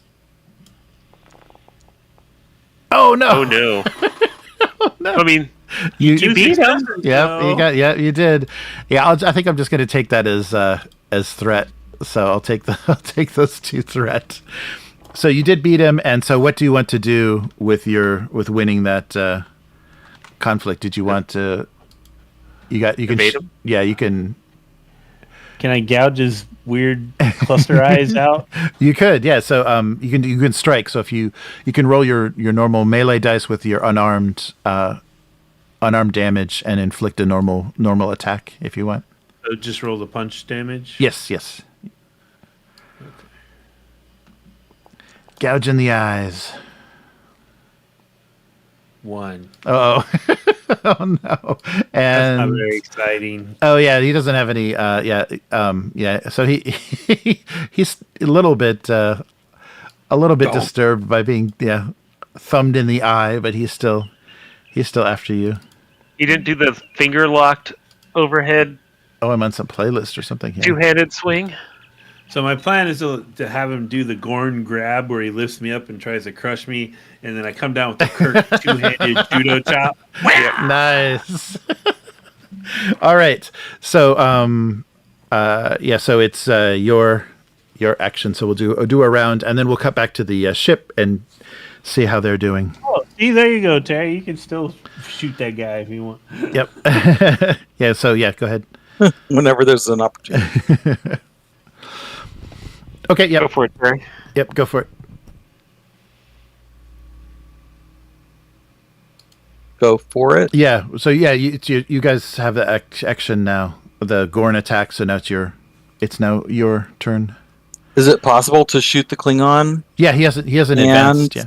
And engage the Gorn hand to hand? Oh. Or can I only choose one? You can get into range. You can't fight the Gorn, but you can move in that zone to get in close range. I mean, in that same zone, technically, you are like within melee range of the Gorn as well, because it's kind of abstracted. If you get momentum from shooting the Klingon, you could take the initiative and then attack. Oh yeah, Gorn. right. Well, I'd have to. Yeah. Um, Yeah. The commander could. Yeah. Well, so Ute can take on the Klingon. Okay. I can. Do you have a gun yet? Yeah, I have a phaser. Okay. So can I assist Oh sure. McAndrews with the Gorn fight Yes. You and can. engage the Gorn in hand to hand? Mhm. Okay, so I have the Ushan says that I'm experienced in the tradition of honor dueling, where when I make a melee attack, I can buy one more d20s by adding to threat Oh okay. Yeah. So you can pay for for additional. and dice. re-roll dice pool for the task. Mhm. I don't know if that helps in the situation. No. I'm reading what it says on my character sheet. Yeah. No. It does. I mean, you can easily get more. I also have a combat tactics focus, and Oh okay. I have an ice pick in my pocket, supposedly. Yes. So Go can for I it. use that? Yeah. Yeah. Go for it. Yeah, if you give him a threat, you'll get an extra die. So- I think it's worth it. What am I rolling? Oh, so it's melee attack. So the what did I say? What did I just say? Daring and security. And the Daring and security. yeah, but he's gonna swing back with his daring and security. So it's a Of post course. roll. Yeah. So, and using focus combat tactics. Yes. And are you going to give him the threat so you get the extra dice and can do all Oh, the yeah, reroll yeah. stuff? Yeah. Yeah. So Okay. do I do that? Yeah, I'll do it. Okay, Yeah. so I got the threat, and then now you can re-roll any of your dice. And you get an extra one, so you're rolling 3 dice. Yes. Is that right? Yep, 3 dice with your focus. All right. Good luck, Lieutenant. Ooh. Oh, how'd you do? Oh no! Oh, that You did better Gorn. than the Gorn. Gorn Yeah. botched it. Yes. So it looks like the Gorn dropped his blade, attempting to defend your attack. So that'll be his. Yeah, that'll be the complication. All right. So And- do you want to roll? Yeah. So you were successful with 2 successes. Beat him. You just needed 1, so that's 1 momentum. So you up to 2 momentum, and then then roll the damage for your pick. It's 5. So it's a razor sharp ice miner's tool. Nice. How do I do that? Is it on the? Let's see. It's not on my belongings, but it's in my. Oh, okay. It's just listed in my talents, and it says I have one. Okay. Let me see if it has. Do they have it under Oh. personal weapons? Yeah. Let me see.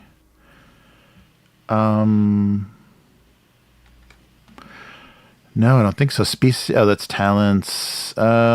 Starship weapon. No, they don't. So what would it be? So it says in the description for my talent, it says you own a compendium, compendia.weapons-core. Then it has like a code after it. Ushan-TOR. Oh, let me see. Okay. I don't know. Does that help you? Oh yeah, there it is. Okay, no, it was there. Yeah, there you go. Okay. So just click on the. It's a cube. Sorry, there's no graphic for it. Click on the cube. There it is. Nice 7. All right, so that'll hit. Oh, this is the same guy too that took the damage before. So he's got no resistance. So that's gonna injure him. Yeah. Nice. Yeah, no resistance. You shivved the Gorn. All right, and he's dropped his weapon. Yeah, so you take so that attack takes him out. So he collapses. Okay. Yeah. Cool. So I don't need the bamboo and the black powder and the rock. Huh? No. Nope. He goes down. That was quite a strike. All right. So the 7 damage gives him an injury. Got 2 momentum, Commander. Yep. If you wanna. What are you up to, Commander? So this Klingon's moving in for the attack, right? Yes, he's being encouraged to. So if he gets his chance, he's coming after you. I don't want to fight people. You can stun him. You can stun him. It's part of the job. We're in an arena. Defend yourself. That's what he would say. Yeah, I don't want to subscribe to his violent ways. Well, you can persuade him. You can roll to socially confuse him. Let's talk about it. Yeah, you know what? I am going to do that. I have this diffuse attention ability, which says whenever you attempt a task to persuade someone not to resort to violence, okay, nice. You can add an extra dice. Excellent. Okay. So I'm going to, actively holster my little, in my underwear strap, my phaser. Okay. And I'll just basically, I'll be like, there's no honor in this fight. I refuse to even lift a blade or phaser towards you, and I'll basically almost turn my back to him and look up at the guys who are egging him on and like shout something at them that's like a Klingon phrase or something that's trying to be you're dishonorable type of a thing. So I'm gonna engage him, but then actively turn my back on him and tell him that there's no honor in this fight. Okay. And hope that I can convince him not to He's murder trying me. to shame him. Into Oh my gosh, you're gonna die. Yeah. It was good working with you. What do you mean? These are fringe Klingons. They're It was nice cool. knowing you. Yes. Yeah, that would probably be opposed, right? Yeah, that sounds like some kind of social combat. So he's going to use his not very good reason, and I had to use 2 momentum to do that. So I'll use command and presence. Okay. Yeah, that's okay. I'll use my diffuse attention, which gives me an extra dice, and this doesn't really feel like. Is this diplomacy? Does this fall under diplomacy as a focus? Oh no! You know what? Lead by example. That's one of my focuses. Okay, there you go. I told them not to fight. That works. Yep. All right. Yeah. That works. You want to use determination? Oh yeah. Go for it? Yeah, you have one of your values. Yeah. I mean, never break my word. Voice of the crew. Starship is a home. I'm strongest when defend. No, none of these really seem to apply. I don't think for my values. So okay. All right. I might need to change them into more never take the violent way or something. But okay, we're still good. I could do this. Pose rolls, you said? Yes, yeah. So he'll just roll his 2d20 for his. He'll do reasoning command.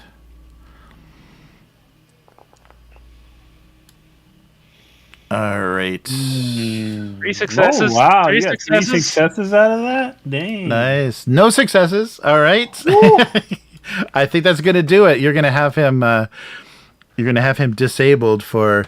I guess if you want to spend, so definitely for 1 round. If you want to spend another momentum, you can get another round like, per momentum to just kind of. Do those generate momentum? Oh yeah, that did. Yes. Yes. Yeah, I'll spend all that to just make him doubt himself for 3 or 4 turns or whatever it is. That's okay. Yeah, for 3 turns total. Yeah, because you generated 2 momentum and then spent. Okay, so 3 turns, he's out. Okay, you've got a very confused Klingon. It's like, well, we do have diplomatic relations, and I'm not really that close to those guys in the stands. He's questioning everything. Yes, excellent. There probably is a line of reasoning there, though. For Is his name Worf? Yeah, right. Because literally we were just thrown in here against our will. I don't think Klingons necessarily would consider that a very honorable fight. Right. Yeah, my concern is these guys are like, aren't these Klingons that we think like ran away from the Empire? So we don't know exactly what their like views on. Maybe they're like the Empire isn't honorable. In which case, cool. Yeah. If they think it wasn't honorable enough, but if they're like they always let honor get in the way, this could be a problem. Running away is kind of a cowardly thing to do.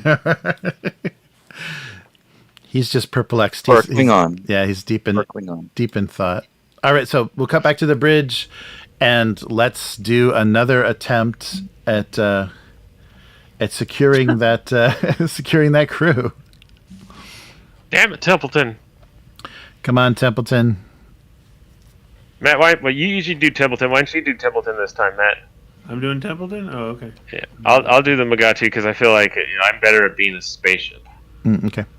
So difficulty 3, control or daring and engineering. Control and engineering.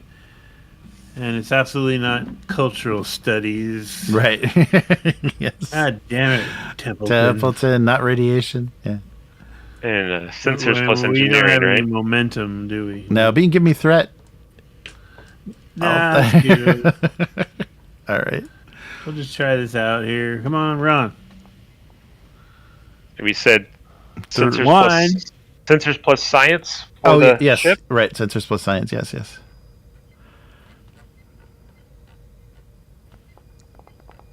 Oh.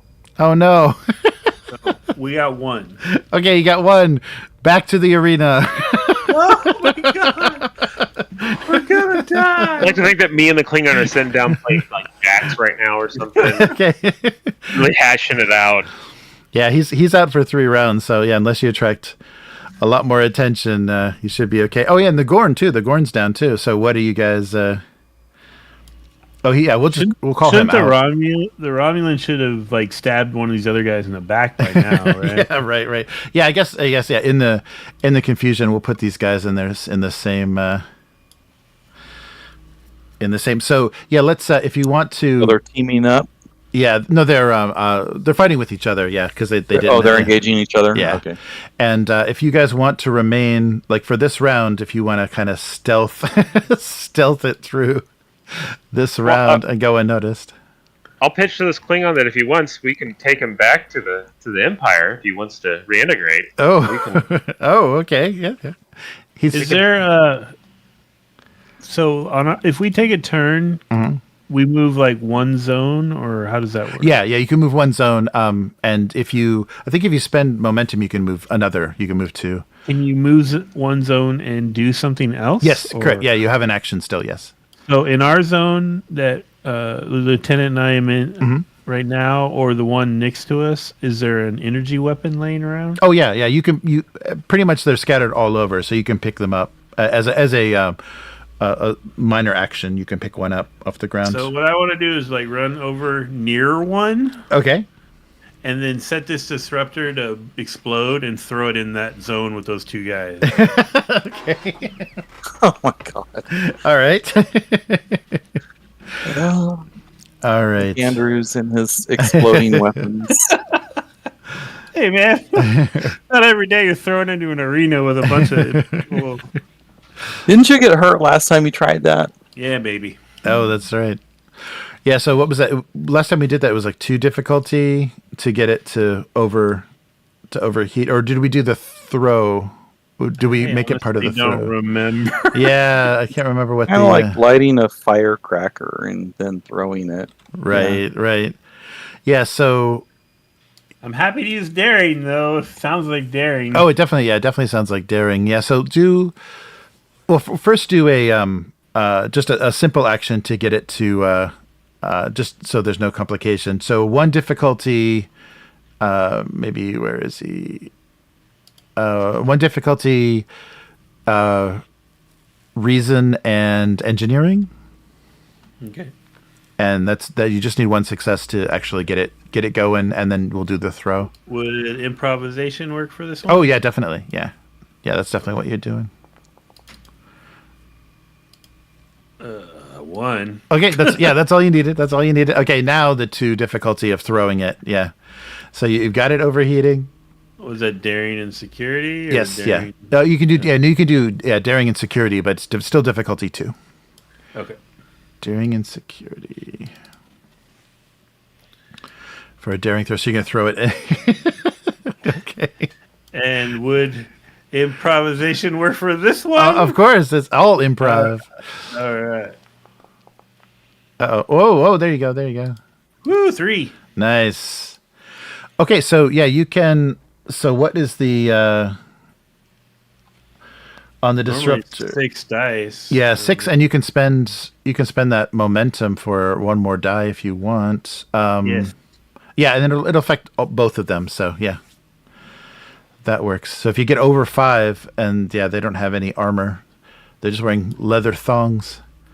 You can. Is there a way to change how many dice? Oh. I guess not. Whoa! 6. Okay. Yep. That's good. Does that count as like the vicious thing? Oh, right. Yeah, that would count as vicious as well. So 10? Yeah, that's 10. Yeah. That's 10. And I didn't even roll the extra die. You're right. That's 10. Hold on. I'm going to bury the needle on these guys. Hold on. Nice. 1 more die. Okay. 12! 12! Oh, my God. All right. So let's just take a look. So we're going to call them. That would have killed either of my comrades. Yes. Yeah, that's. Yes. That's taking out. If one was a Romulan, he's gone, and if one is something a little bit hardier, let's say he's around, but just with one hit point. So nice, nice attack. All right. So does anybody else want to go? I mean, if you hold your action, you can give the ship more time to try to get you out of there, because it doesn't look like nothing is going to approach you. Left flank secured. Yes, and the right flank is in contemplation. You've got a couple of rounds there for. Is the Klingon disabled? Yes, yeah. For 3 rounds, he's going to be questioning. And the Gorn is disabled. Yes. The Klingon's confused by So Betazoid. maybe we should regroup, like stand back to back, and just defend ourselves against anything that comes after us. Okay. All right. I'm gonna pick up this energy weapon I was standing next to. All right. So back to the bridge. Or what is it? Not Templeton. Oh yeah, Templeton. Have you? The captain is asking. Have you got their location yet? Have you gotten a lock on? Really having a lot of interference, sir. Give it the best shot here. I'm going to try one more different routine. Oh, that was looking so good. Wait, the ship gets to roll. The ship gets to roll. Oh. Wait, the ship. So that's 2. Yeah, so you needed. Oh, sorry. Totally. Do we need 3? I think it's. Oh no, it's actually you need 4. It's base 2 plus 2, so you need 4 successes. Sensors and engineering. Yes. So, yeah, I guess I got threat to spend, so I can get more guys coming out. So, well, let's see. How is the control and engineering? Hey, is there anyone that seems to be like master of ceremonies or anything here? Like, oh, interesting. It would probably have been the Vulcan. Yeah, he seems to be. Oh, he's a procurer, but he. Yeah, there doesn't seem to be anybody directing it. It seems to be kind of an open free for all. This little thing with the awning across the way. There's not like an important looking person sitting there. Or Oh, yeah. I guess there would be, wouldn't there? Yes. So the. Oh, right. You have the whole thing there. Yeah. So let's say we have a. Oh, yeah. We have. So it's not the specific character, but we have a. Unfortunately, a very jaded looking. Bird creature from the that's kind of running things. So the Theleman bird creature is he's the honored guest, kind of observing everything. So he betrayed his kind a long time ago, and they're I'm gonna look at the lieutenant and point over at him. I think we might have a potential bargaining chip sitting over there.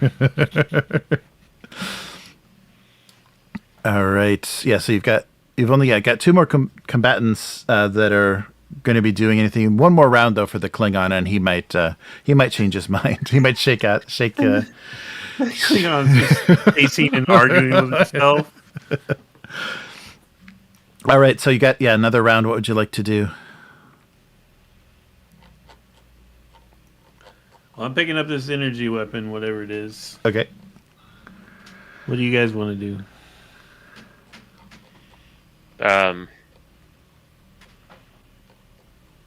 I'm standing by, waiting for orders. I'm going to spin around and start reprimanding the crowd who's cheering at all this stuff. Okay. What are you shaking your finger at them? Why just yell at me like is like what joy do you get from battle watching the deaths of people who cannot fight? Are you so weak and incompetent that you can't take on threats that are willing and able? Captain Kirk logic. Yeah. Look to the man to your right. Now look to your left. Punch one of them in the face. Can I move while he's just yelling at the crowd? Yes, yeah, you can. Yeah, definitely. You tell me when I can get there, but I'm making my way towards that guy. Oh yeah, if you spend the whole turn, yeah, you can get into that same zone, or adjacent to him. Yeah, right there. Yeah. Yeah, if you spend that whole turn. Yeah, if you're not engaged with anybody yet, and we'll give one more turn for these guys to resolve their fight. But the Klingon will be back in action, unless you guys. Why I turn my back on him to yell at the people up in the stage? Lieutenant, you're probably gonna have to take care of that Klingon. All right, so go ahead and take an action, and then we'll start the initiative. Who? Whoever, yeah. I guess you already went. So yeah. So either Terry or Will, or no, I guess Terry. Will went already. So Terry, yeah. Terry's action to start the next round. So you want to take a shot at the Klingon who is not active yet, or gonna support the Ensign? I could stun him with my gun. Mm-hmm. Yeah. Oh yeah. Okay, I'll do that. Okay. Yeah, perfect distance. So yeah, take a shot. Daring or control? Control. Yeah, the default is control and security. Control, security. Mm-hmm. Combat tactics gives me focus, and there's no momentum to spend here. Right. Complication range is just the default. Yep, just default. Yep. And there's. One. Yeah, you needed. Yeah, needed two. So yeah, the phaser just misses him as he's coming back. As he's coming back around. We've been rolling horribly today. Yeah, it hasn't been going well. Yes. Well, we bottomed out our momentum, and then it's just been we can't get it out of the right. Yeah. Well, I am injured, and we did climb up all those 5 levels of rock climbing stuff that we did. Yes. So it looks like the Klingon is back in action here. Let me see if I can flip him around. There he goes. All right, so the Klingon he's thought about it for a while, and he's just decided that his way is the warrior's way, so he's going to go after the commander. Oh no! Well, with your back to the crowd. With my back turned. All right. Even less honorable. All right. Betazoid stomping around going, "Are you not entertained?" Okay, so we both rolled daring and security.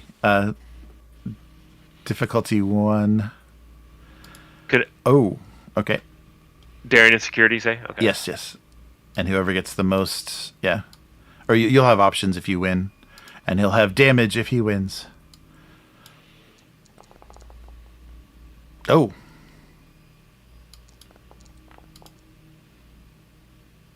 Ha! Oh, nice. You got him. I don't get any momentum though, right? Because I only beat him by 1. Right, no, you did generate momentum though, because it was difficulty 1 and you got 2, so that is a momentum. Okay. And now you have the combat choices of Admonish. Yes. That's what I pick. Disengage, grapple, shove, or strike. I'll disengage. Oh, good. So move away safely. So you can move to any point within close range, which is outside of reach. Yeah, so you'll get outside of their reach, but you'll still be in the same zone. Are you sure that's all you want? Yeah, all you want to do? Yeah. Okay. I'm just going to try to... I'm really hoping they're going to beam us out soon. So... All right. So that was... Yeah, that's everybody. The heart. Oh, no, that was... No, you still... No, yeah, that was it. So... You took a shot and missed. Yeah, so that was another round. So let's go back to the ship and hope for the best. All right, Templeton, what you got? Templeton, why don't you have freaking values? You get a momentum, though. You get a momentum. Yeah, you have momentum now. All right. He'll use his magical momentum transmitted from the surface of the... And he can't use determination, right? Because he doesn't have any values to it. Right. That's the problem. Yeah. Can you add a threat to add more dice or something? Yeah, you could. Yeah, you can add 2 threat to do more. No, that's okay. We're going with 3. Hey, you got it. You got it. Let's see if the ship pushes us Roll over the ship too. Yeah. Yes, nice. So yeah, you got it. And sensors and engineering. One more. Oh, but you did get it. So yes, just as was that 1 momentum then, or no, you needed 4. Yeah, so that we needed 4. Yeah, okay, so you got it. Yeah, you got it. So there's a lock on. So we'll head back here. So yeah, so we have a lock on, and the just as I'm spending more threat. So just as they new combatants enter the arena, you start to beam out. So just in time as things were starting to get grim, because the kind of master of ceremonies was getting a little bit worried with how aggressive the ensign was getting, and so you're beamed. Yeah, you're beamed right back to the Mugato. Literally beam back in a pose of about to leap on the guy. Yes. Yeah. In your action pose, and there was a Klingon approaching the commander from behind again, and he beams out. So yeah, you're safely. I'm just standing there like my hands behind my back, talking, yelling at the crowd. Yes, yeah.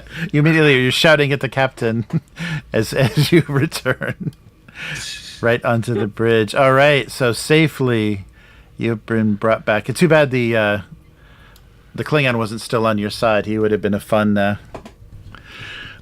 crew member. A fun new character to join us. All right, so you have done it. You've successfully escaped. So you need to decide kind of what. Shields up, red alert. We still have a security team and Vulcan triplets down on the. Oh, that's right. On the light side. Yeah. On the light side. Yeah. So you can bring them up without. That's right. The medical team, and probably during all those attempts, they were brought up. Before, so they've been safely aboard the ship since then. You're gonna have to tell the captain about how there's a secret like Fight Club? underground economy that the supposed controllers of this world have no control over. Yeah, and it seems like maybe there was a Starfleet ship that was here before that they did this with. We don't know. I assume that they've all been killed, but can we scan for like other communicators and stuff like that maybe would? Oh, sure. Point out where they would have been. Yeah, no, you definitely can. You have access now to both sides with your scanning, with scanners and transporters. So yeah, you can scan, and you do find out. So we can kind of handwave a lot of this because things have kind of wrapped up as far as the intrigue. So the director, so Visharasa, has offered to turn over Hamasar to the Federation for his involvement in this and to help find out just how deep this network of unwilling went.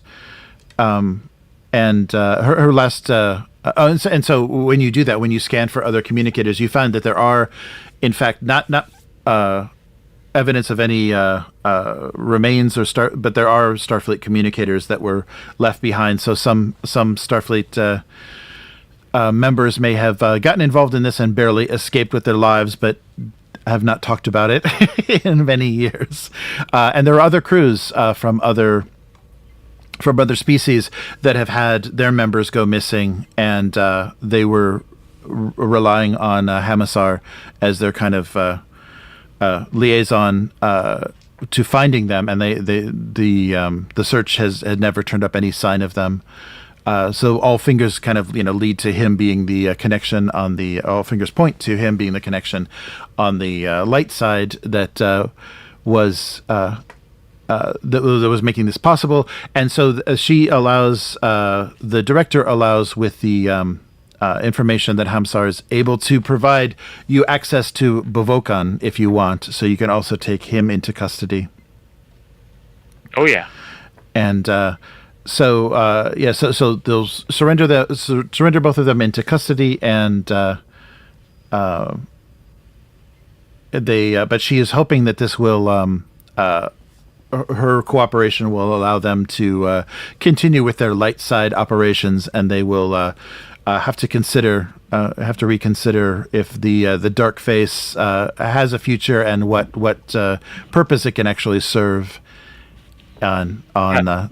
Well, if they don't shut that down, then I think Federation's going to have to quarantine the system. Right. Okay.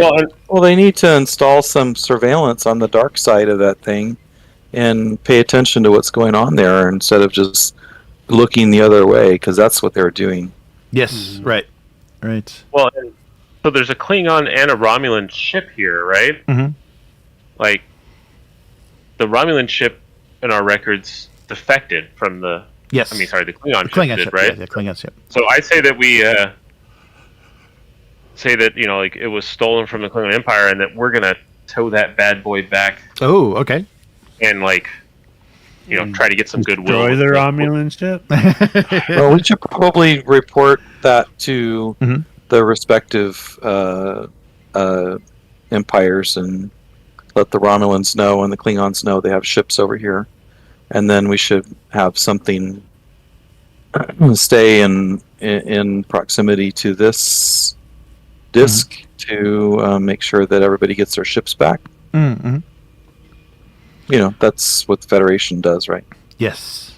Yeah, excellent. Yeah. So you can proceed to do that, and you get cooperation. As long as people on the light side that want to maintain their privacy are allowed to, that have not participated in anything. She wants to try to keep hold together as much as she can of what they've built, but she agrees to the cooperation with the Federation to bring to justice those that have corrupted this wonderful experiment of theirs. All right. Yeah, I think that's good. I think that brings everything. Yeah, so she submits to kind of Federation decisions, but wants to do everything she can to maintain the operation. So that still wants to be protective, and says there is this does serve a purpose. There is some necessity to having a place where people can go in complete privacy, but not enter death arenas, I suppose, is the thing that they're gonna cut that part out. Oh wow! All right. Enable some safety controls at least. Yes. So they're gonna they're in the process of reassessing how things are chosen for people.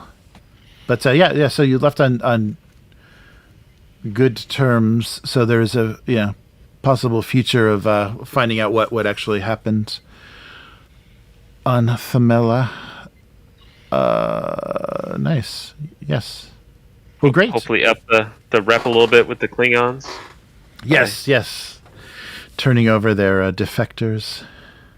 Yeah, I don't know what's up with the Romulans. We don't really know. We can't really read them. I don't know if that's cool or not on there. Right. We messed that Gorn up.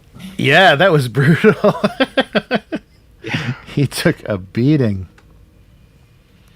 Yeah, they didn't swing. The Gorn didn't swing back very hard. That was kind of sad. All right. He had it coming. I mean, you guys probably could just talk to him. That's in my background notes. That was for my dead friend Ensign Tim Maddox. Nice, Maddox. Crushed by a rock. Oh, that's thrown by a Gorn. That's right. Nice. Well, that's got to serve some sort of advancement for your character. All right, so let's wrap up the stream. So thanks everybody for hanging in there with the live stream. So this has been The Whole of the Law, a very a strange adventure on a disc, on a holiday disc. All right, so thanks for watching, and we'll be back again soon. Goodbye. Bye. Bye. Bye. See you later.